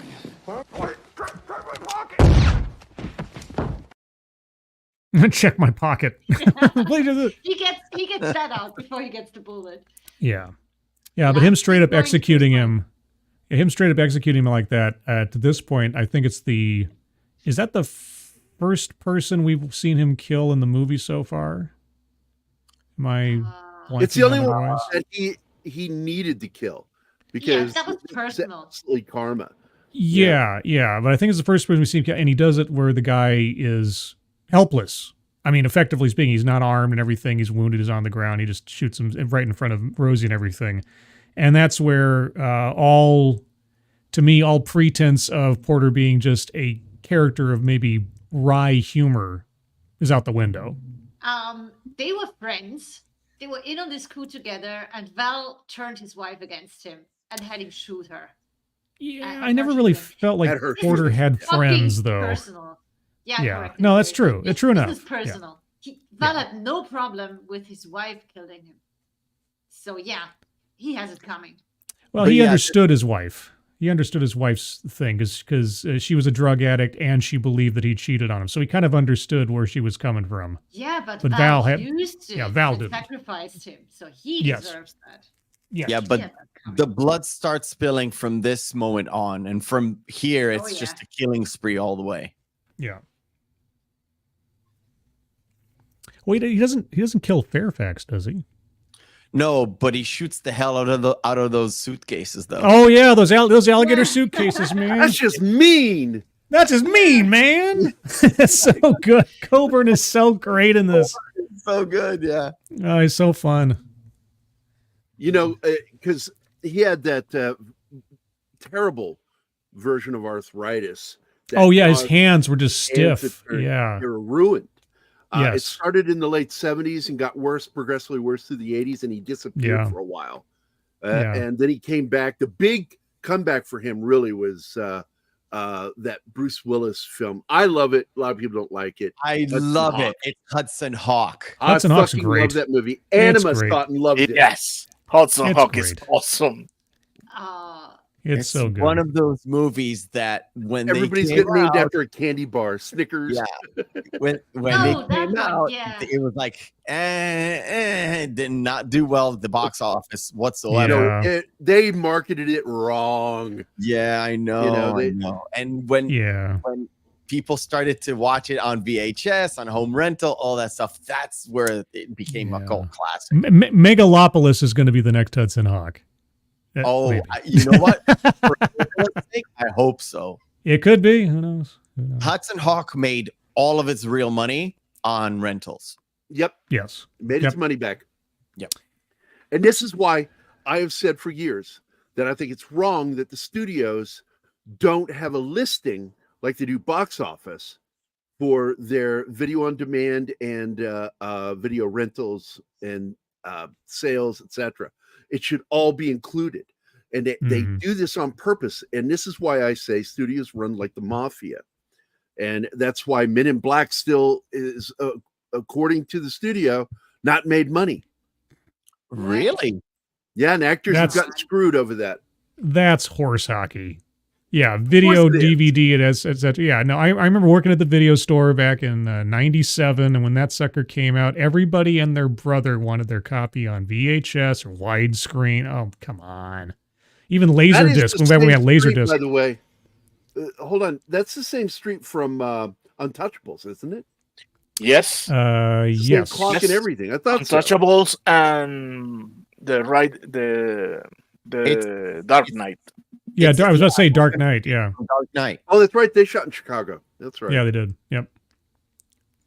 Yeah, that's where you shoot a hard-boiled noir movie, downtown Chicago. Downtown Chicago. If you can afford it, yeah. And of course, we just watched The Fugitive, which takes place in Chicago too. Yeah. That it's such a great backdrop. It's almost a character in the film. Yes. Yeah, the architecture is just classic. And again, it adds to that sort of timelessness of the film where it's like you got all this architecture around that's from forever ago. So this could be taking place, like I said, it's kind of a quasi late 70s, early 80s kind of thing or something. Oh my God. God, he's such a smart ass, snarky little shithead. So smart. You want karma to wrap this guy in the fucking head. But he's sitting there with the cops all protected right now, so. And this is the gun scene. And yeah, this is the gun scene. Yep. Right? He hands him the gun. Yep. Yeah. He hands him he says, "We hold my gun for me because they're going to frisk me." And this guy always reminds me of somebody else. I think it's the football quarterback. Well, he was one of the analysts. Wife did the Today Show.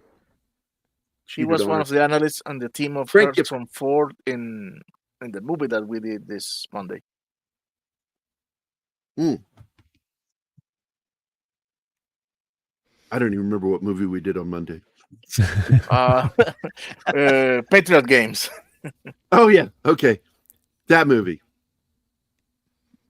He did a lot of TV. His name is Jack Conley, not Clooney. Conley. Oh yes. He did a lot of TV rather than full-on movies because most of his movie titles are like Half Past Dead 2 with Bill Goldberg.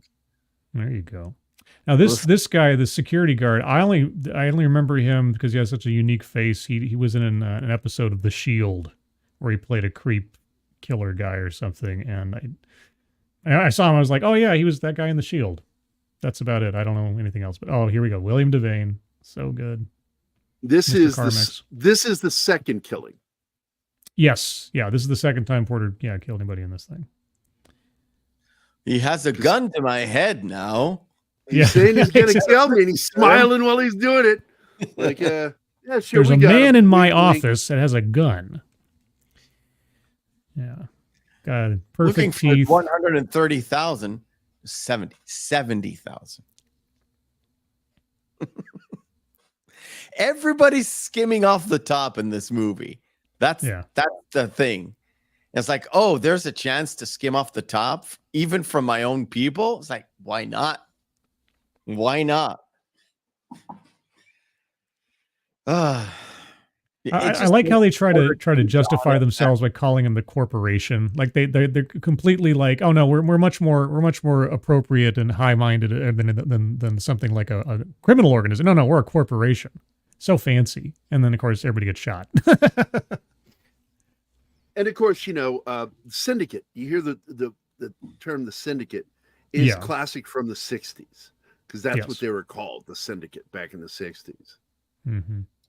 In fact, if you ever watch classic episodes of the FBI, they always refer to him as the syndicate on that show. Yeah, because I don't think there's an Italian character in this entire deal.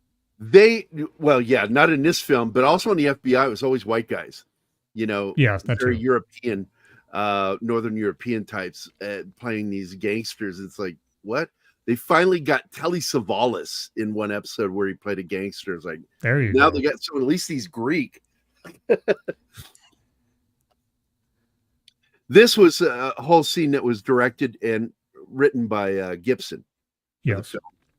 Yeah. And he wanted to show the love between the dad and the son, the gangster. Here's your car. I bought you a whole fucking Lamborghini or whatever the fuck he bought him. Yeah.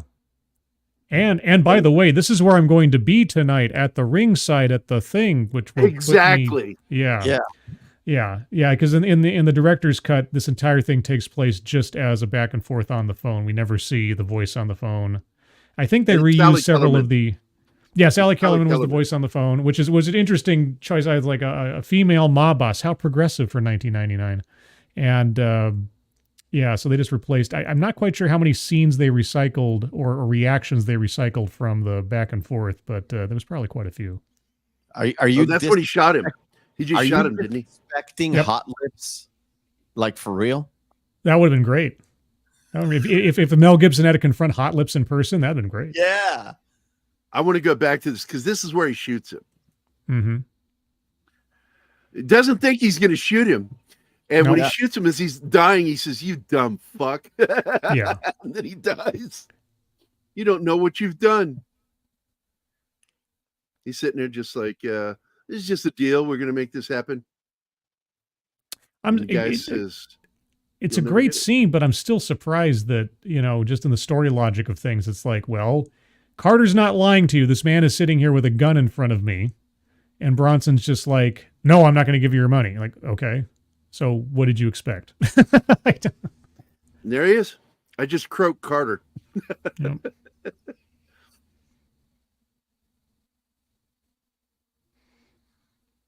God. Justin Fairfax. And the scene with Fairfax is so hilarious. Because the luggage thing's funny, but he also turns to his security guys, "You're all fired." And then Gibson makes them hold the weapons. I mean, the suitcases up. He won't let them drop their arms. So they're standing with the suitcase. They almost die doing it. Oh, that scene is hilarious. 70,000? Hell, man, I've got a suit worth more than that. Yeah.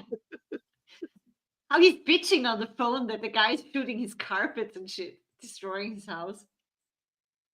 It's just mean.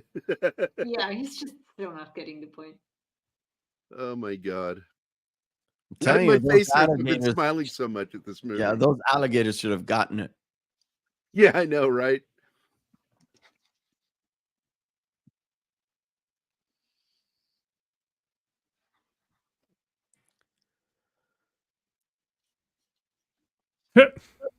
Are we back at this?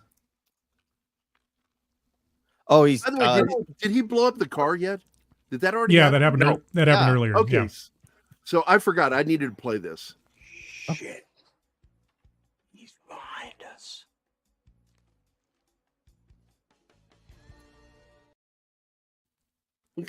It's a scene that they got to the trailer to make it look like half comedy, half action-y type deal. Yeah, one of those Well, he things. got under the car without them noticing, made a hole in the tank, and let the gasoline pour out, and then he just drops the cigarette after they notice him. It's a great way of finishing them off. And it's so crazy because John Glover is usually like the bad guy, like the main bad guy in a different movie. But in this one, you have him, you have William Devane, you have Gregg Henry who plays Val.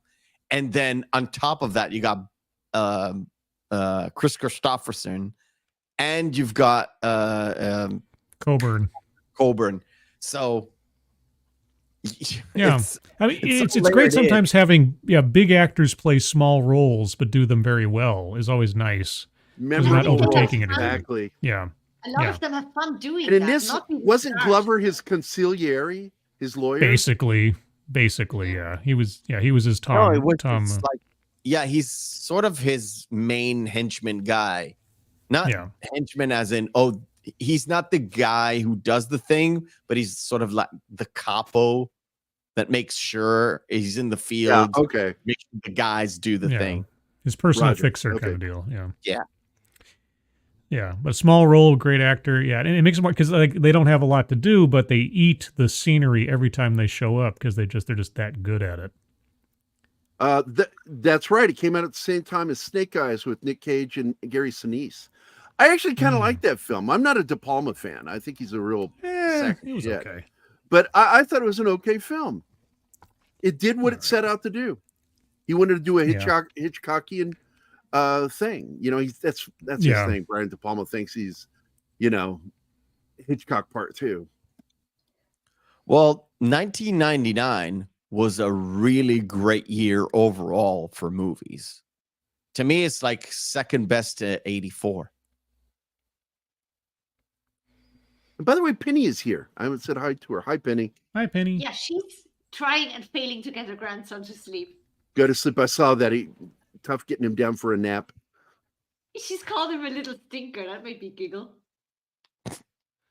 That's Penny. Trying to get a 3.5-year-old to learn a Bible verse is very challenging. I would imagine getting a 3.5-year-old to pay attention long enough to learn anything in verse would be challenging. They're not particularly interested in doing that at their age. Yeah. Attention span pretty short at 3.5.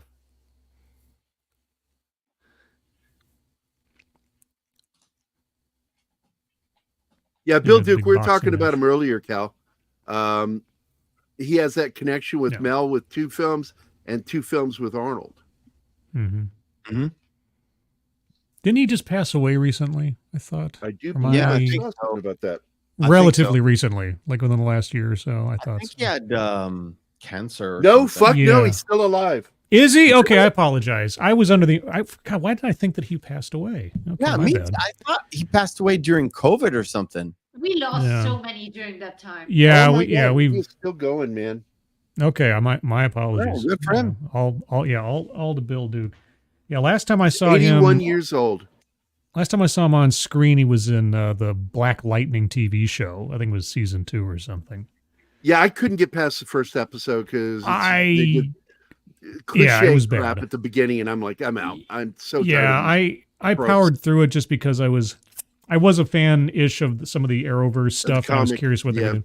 Yeah, so I powered through it. I like the comics. Yeah. Oh, okay. Yeah, the comics I never really read, but I was curious about what they'd do with it, and it just. Yeah. Anyway, here's where she gets the kid handcuffed in the car. This is great. Right. He's got his nose up in her boobs. Yeah. He thinks she's his birthday present, and he gets a little too excited and pays the price. Yeah, and she says, "Who's the professional here?" Yeah. There's a good testament to Maria Bello because she is so seductive and she has that little, that smile. And as soon as you hear that click of the handcuff, She's ice she cold. goes back and her face turns like nothing. And Yeah. it's so immediate and it's so good. And I had it just as a side. I had a friend who was let's say, an adult performer. And when she would be working, she had basically a character that she would play for the sake of her work. And then as soon as she was done, you'd think she was a completely different person because that's both psychologically and for the sake of, entertainment. That's how she would separate one thing from the other and make sure that there was a line. And you kind of have to. Yeah. Yeah, I get it. There's the scene, the Fairfax scene. Oh, Coburn's so good. And his fingers, knowing his hands are just arthritic as all hell. It's almost painful to watch, but he's having so much fun playing the character. It's just great. Yeah, I've always felt bad for him, at the hands. Yeah. It hurt him because he was a student of Bruce Lee's. A lot of people don't know that. That's right. He was a student of Bruce Lee's. He learned martial arts from Bruce, used it in films. The last one he did with martial arts was when he was in Hudson Hawk. I like to keep them up or I'll drill you. That's lingo that is so 60s. Yeah, that's so 60s. Yeah, it's This sets. What's another one? Film. Did you catch the other one? It's like the Roscoe or something. Roscoe. Yeah, Roscoe gun is a Roscoe. Yeah. Mm-hmm. I love that. Yeah, they had the very, very antiquated language for this stuff. Really sets the noir. Making him sit with the suitcases. It's just so funny. I guess that guard would be the third killing then, because he killed the guard. No, he killed the alligator, man. No, that's true. Yeah, well, he re-killed them. Yeah.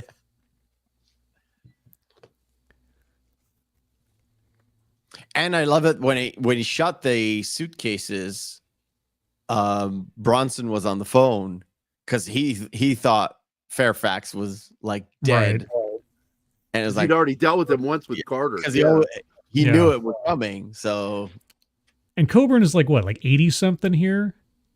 His voice sounds just as strong here as at any other time in his life. It's I miss Coburn. It's so good.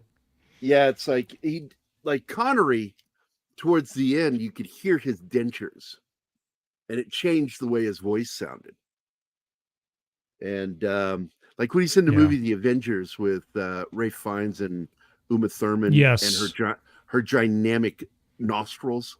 Yes, I mean, I think they are black holes listed by NASA as black holes. Her nostrils. Oh, they have their own gravity for sure. Like, my God, when she talks and she's really getting excited, they open, and I'm like, oh my God, it's like horrifying how big her fucking nostrils are. But anyway, I'm probably the only guy who's never had the hots for Uma Thurman. No, I don't like her at all. I never really, except for Baron Munchausen when she's playing Aphrodite in Baron Munchausen. That was all right. No, she's got a couple of lines in there, but other than that, I never really quite understood. Bit too string beanie for me, but whatever.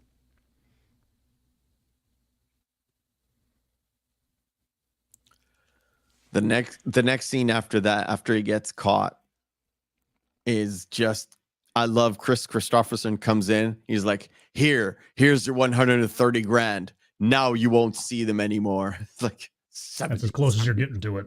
Yeah. It's like, he died at 74. He was, so he was 72 when he did this. Oh, Coburn?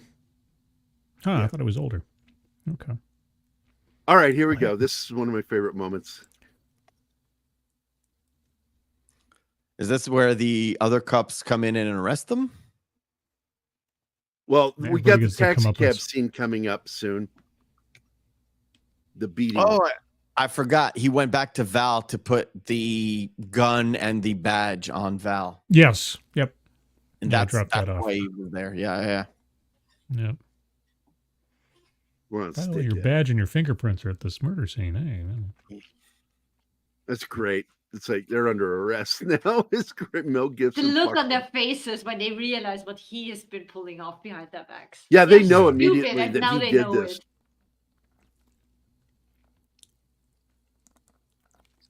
So now that they're not there, yeah, Gibson Stegman's shows like, up. oh, that's my opportunity to cash in on all of the money, not just some of the money. And that's why he like decides to, pick up his balls from the floor and try and rob Porter. That was a bad move. Yep. See, out of everybody that Porter set up, I think the cops are the ones that would get off because they'd have an alibi. They weren't there. They were seen. They were uptown somewhere. It might be an inconvenience or something, but I think they'd eventually get off. That's just me, sort of going outside the boundaries of the story. So here we go. Yep.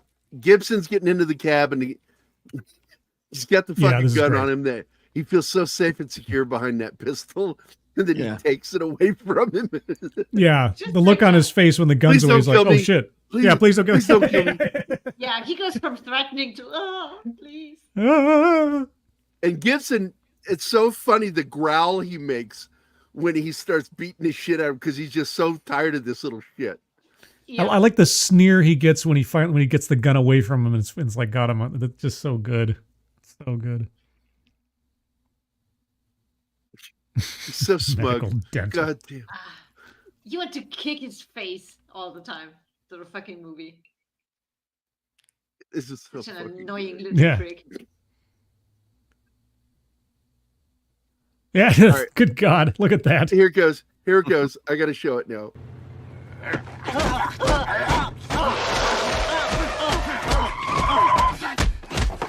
Let him go. Now. Yeah. And then the car rolls up with the Chinese, and they just open up. I've got that clip Yeah. too. And she yells hubba hubba. Oh my God. Hubba, hubba. It's so fucking funny. And I'll play that clip in a second. I want to give it time so we don't get claimed. And he's got that shotty there, and he's like, let him go. Let him go. I mean it. And then they pull up, and you can hear them all charging their weapons. And I mean, Stegman becomes the black meat dude. puppet. The black dude has tried to threaten him before, and it didn't turn out that well for him. Remember? Nope. So, and of course, And I always trying refer to again. this as the meat shield scene. Yes, Yeah, meat shield. He called it this Hubba, hubba, hubba.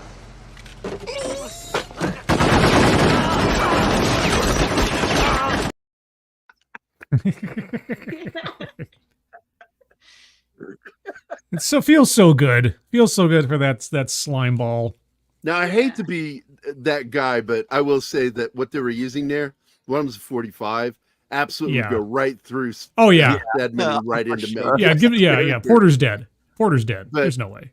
Fuck it, it's a movie. Yeah, it's great. Yeah, maybe he had a front side bulletproof vest to keep the bullets. No. in. From this close up, even if Ah, it was like a smaller caliber, it would have gone through. Well, see that one right there? That's the grease gun, and it's a 45. Yeah. So I fucking love this movie so much, and this scene. And then this is the cool scene they show in the trailer too, where he rolls out from underneath the and car. shoots them from below. Yeah. It's dead. Stegman is dead. Kind of reminds me of the ED-209 versus the guy in RoboCop. He just completely gets yeah. ventilated, but yeah. They even added more at the end because they're like, it's not bloody enough. We need more. Oh yeah, no, I remember. Yeah, had to I've seen come back, the edit. Yeah, and I've seen the fired extra a edit squib before. off right over his crotch, which really racked his fucking nuts. And he fucking held his own, stayed calm. And then when they were done, he's like, fuck. Yeah. At least it wasn't a pager. Right. Oh my God. Oh my God! I can't believe you said that. I know. That's it. Have to go there. Not to bring, didn't mean to bring current events in, but I just couldn't help myself. It's nice to have a channel, Scribe.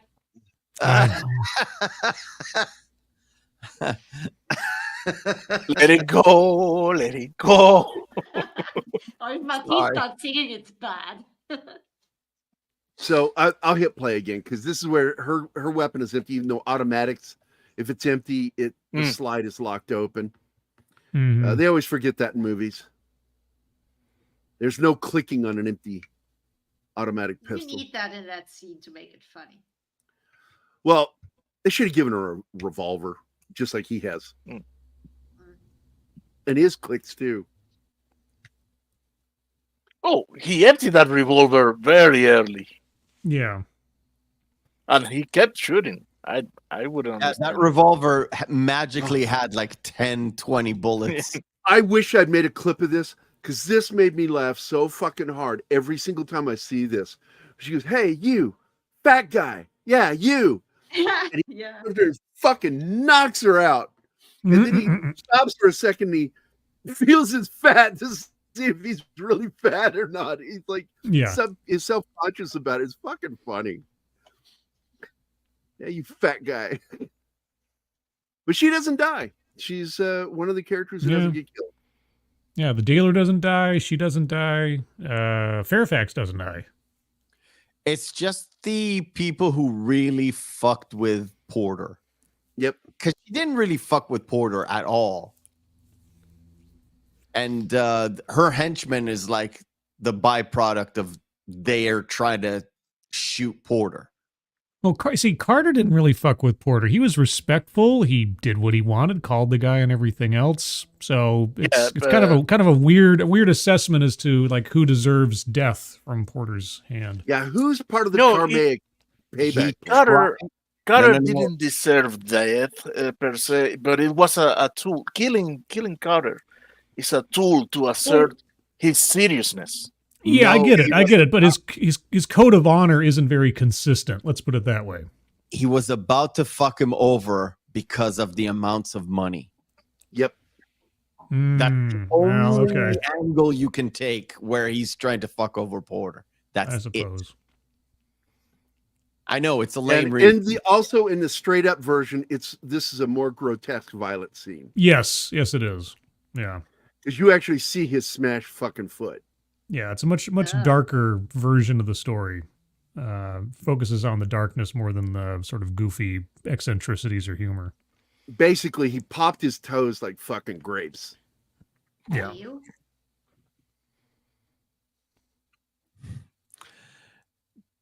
But isn't it more fun to like he's about to hit it and it's like this, and he says it himself, this little piggy, and it's like, yeah, I know, right? Yeah. This little piggy.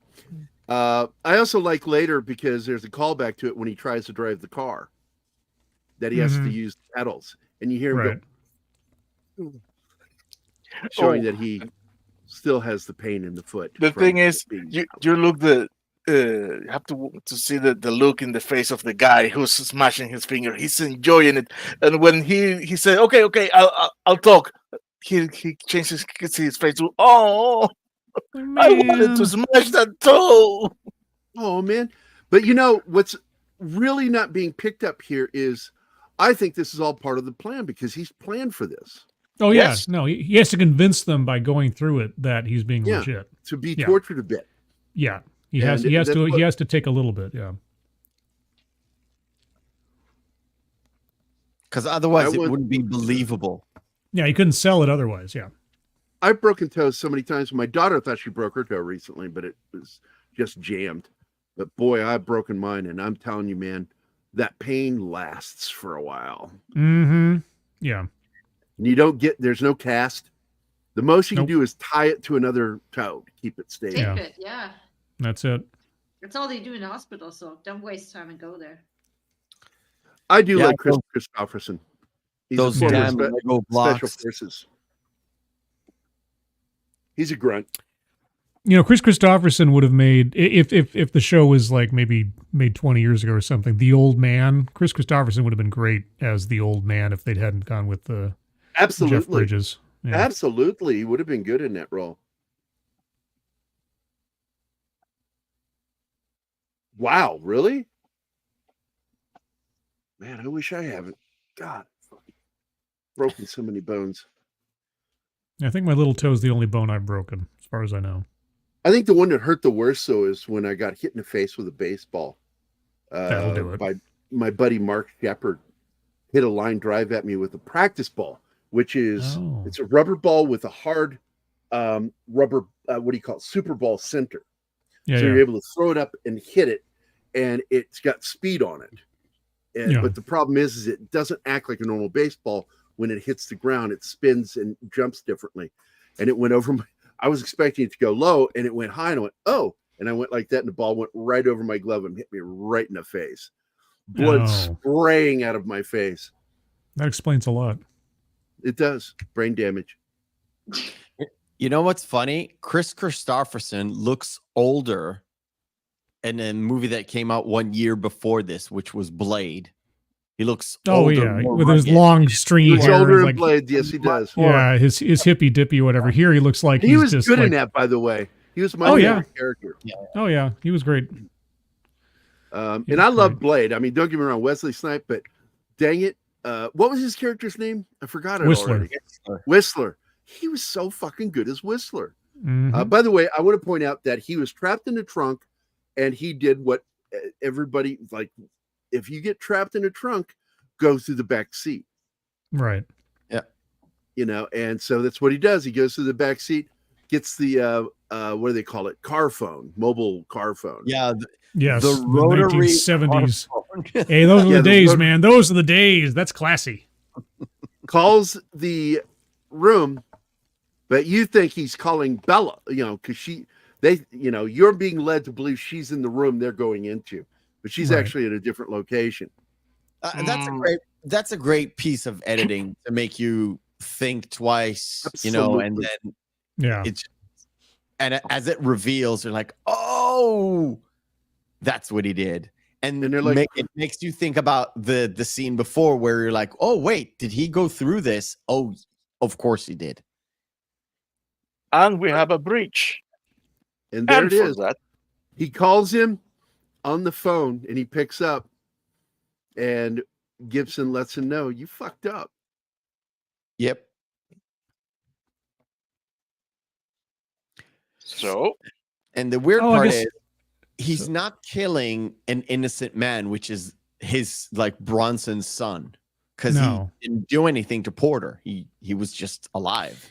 So was Fairfax with Bronson then? I forget. So did Fairfax get blown up too, or am I just?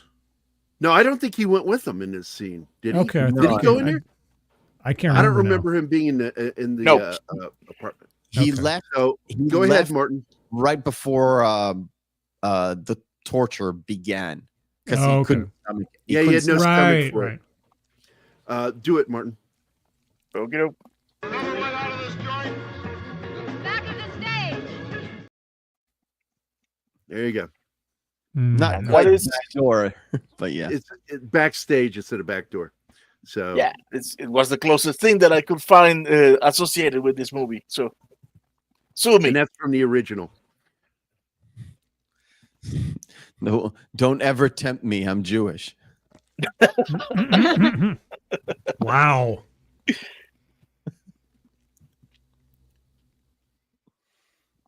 And I told you, I'm the only Irish Roman Catholic out of a family of 6 Jewish kids. All my siblings are Jewish.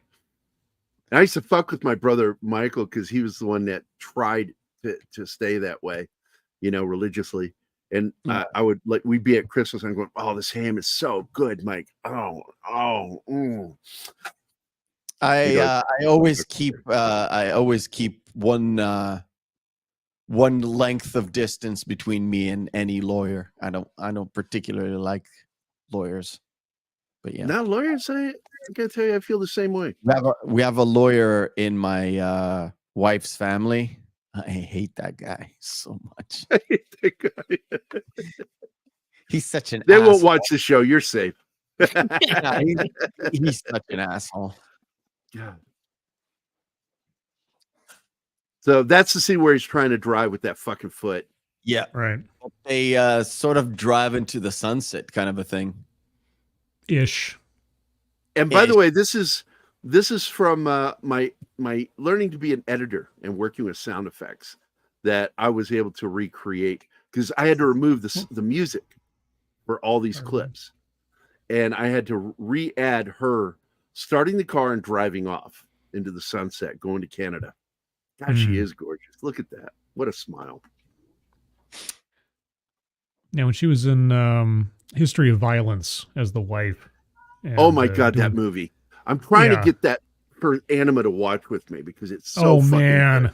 it's good, but it's a heavy watch in And places. we'll probably do that one. We'll probably do that one on a Wednesday too. I don't think Yeah. that's a Saturday show.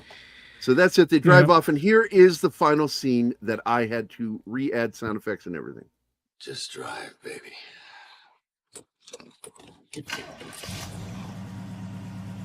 We were going for breakfast in Canada. And like I say, if you want to see the sequel to this film, unofficial as it is, Get the Gringo. You'll know by the opening scene. If you don't think after watching Payback that Get the Gringo isn't a unofficial, at least, if not an actual sequel to this, I don't know what to tell you, because that opening scene kind of sets it all up. 11 Alpha. I am a lawyer. Oh, God. Nobody's perfect. 11. We love you anyway. I like some lawyers, but real lawyers, I keep my distance.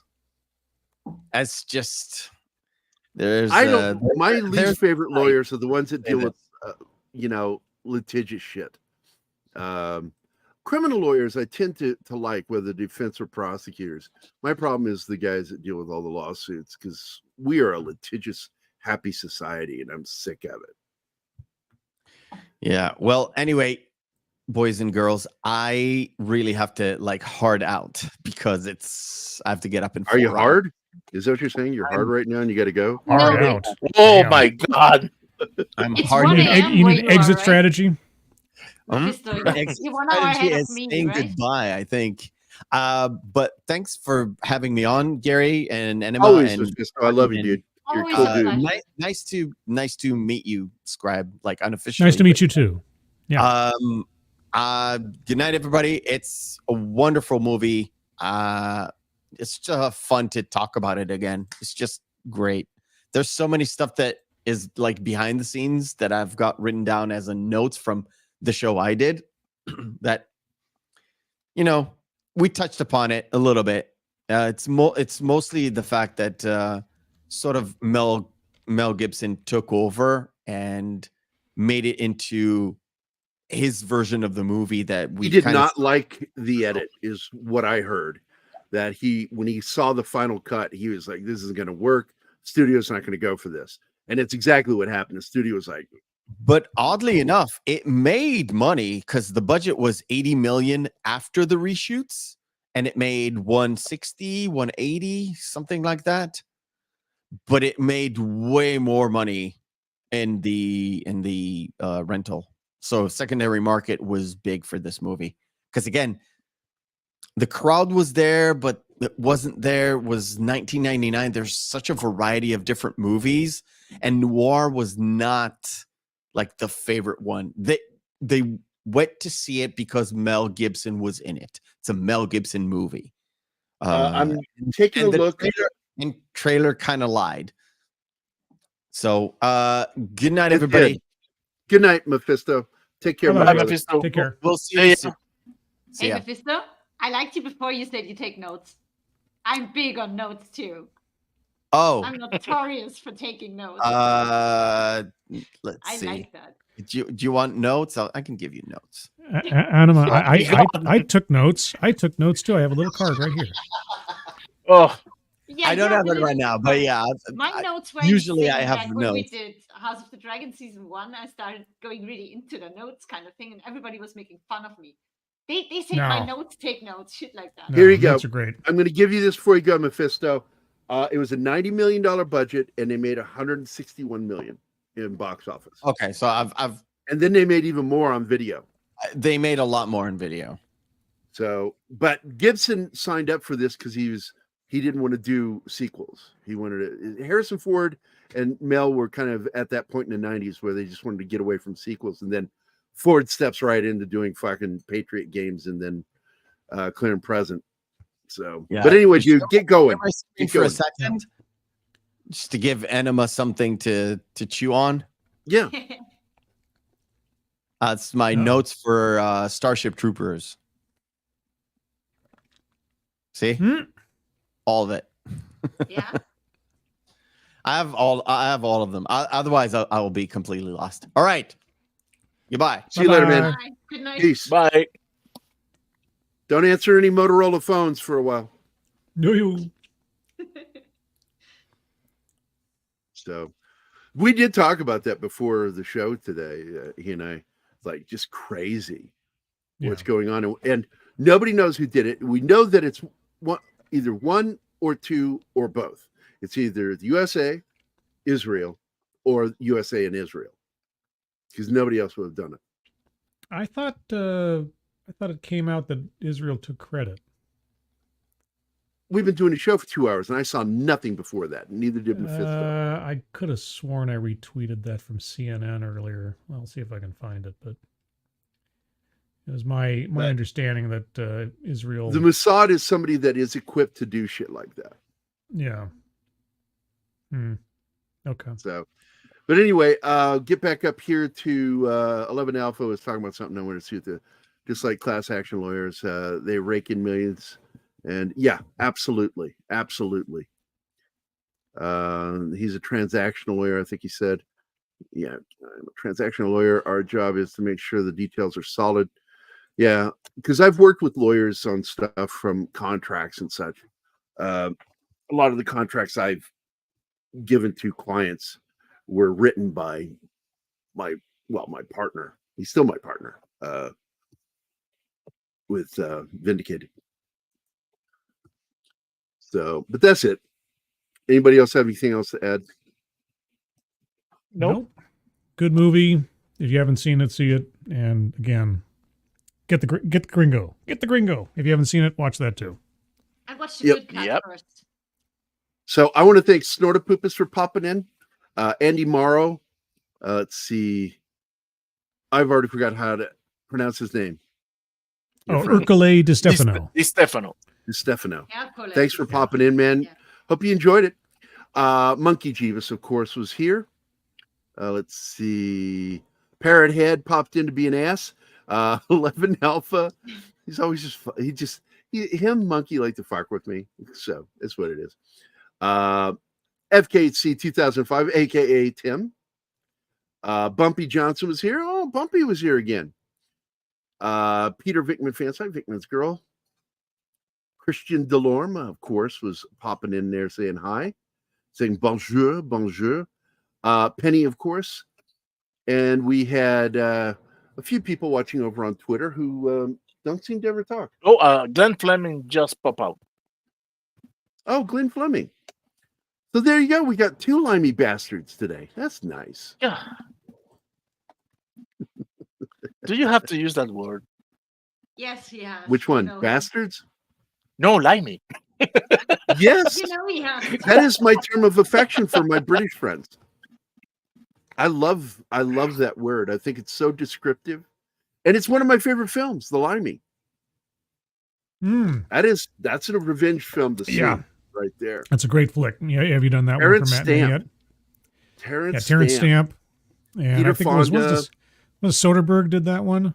Was that a Soderbergh Yes. flick? Yeah. Very indie. And it just yeah. it rocked. I love that movie. The soundtrack's great too. I got the soundtrack. Somebody's touchy. What did you say? Oh my God, but where is England? I know. It's like I'm American, even though You don't I'm know anything technically about United geography. States. That's what we should I'm be not called. British. So, but yeah, Steve Soderbergh, exactly. Yeah. So good film. If you've never seen it, go check out The Limey. And so I want to wrap this up, get the hell out of here, guys. Appreciate everybody popping in and saying hi and talking shit. And I hope you enjoyed our discussion about the film. And hey, Mephisto was on point today. Mm-hmm. We got the whole, becoming friends thing out of the way. Because, the first two times we were together on the show, we just were like talking and we'd totally go ADD. But this time, stuck right to the guns. And it was great. I totally enjoyed it. Clint Fleming's just got a laughy face. So we're out of here, guys. I hope you had a good time. You guys want to add anything before we go? Say anything about yourself? I got a show tomorrow night on my channel, 6 p.m. Pacific, 9 p.m. Eastern, called TED Excellence, where we take a look at Random TEDx talks and have TEDx bingo. That's all I've got to plug right now. Thank you. Excellent stuff, Scribe. Glad you were able to come in, man. You added a lot to today. I appreciate your knowledge on the film, man. And I am going to pull out, because I have the Gringo on my hard drive. I'm going to be watching that. Yeah, watch that sucker. Look, I can tell you. I am a Mel Gibson fan. I get every film that he's in, whether it's good or bad. I get it. I actually like that. What was it, Big Boss or whatever it was called, with Grillo, the action film he did. Oh, right. It's about time travel. Boss Level? No, I can't remember now. Boss Level. That was it. Boss Level. That's it. Boss Level. Boss Level. I enjoyed that film. I thought it was really good. So, all right, guys, we're out here. Hey, Max Demon in the house. Max Demon, what's up, man? Way to show up at the end of the show. All right, we're out of here. I'm not talking anymore. Everybody have a great Wednesday. It's hump day. Don't forget, it's very important on hump day. Go hump somebody. Oh my God. Bye, guys. But don't do anything like untoward. Just be somebody that you're supposed to. End it. Do it. Allowed now. to. Do it now. Wait a minute. The following people are gay.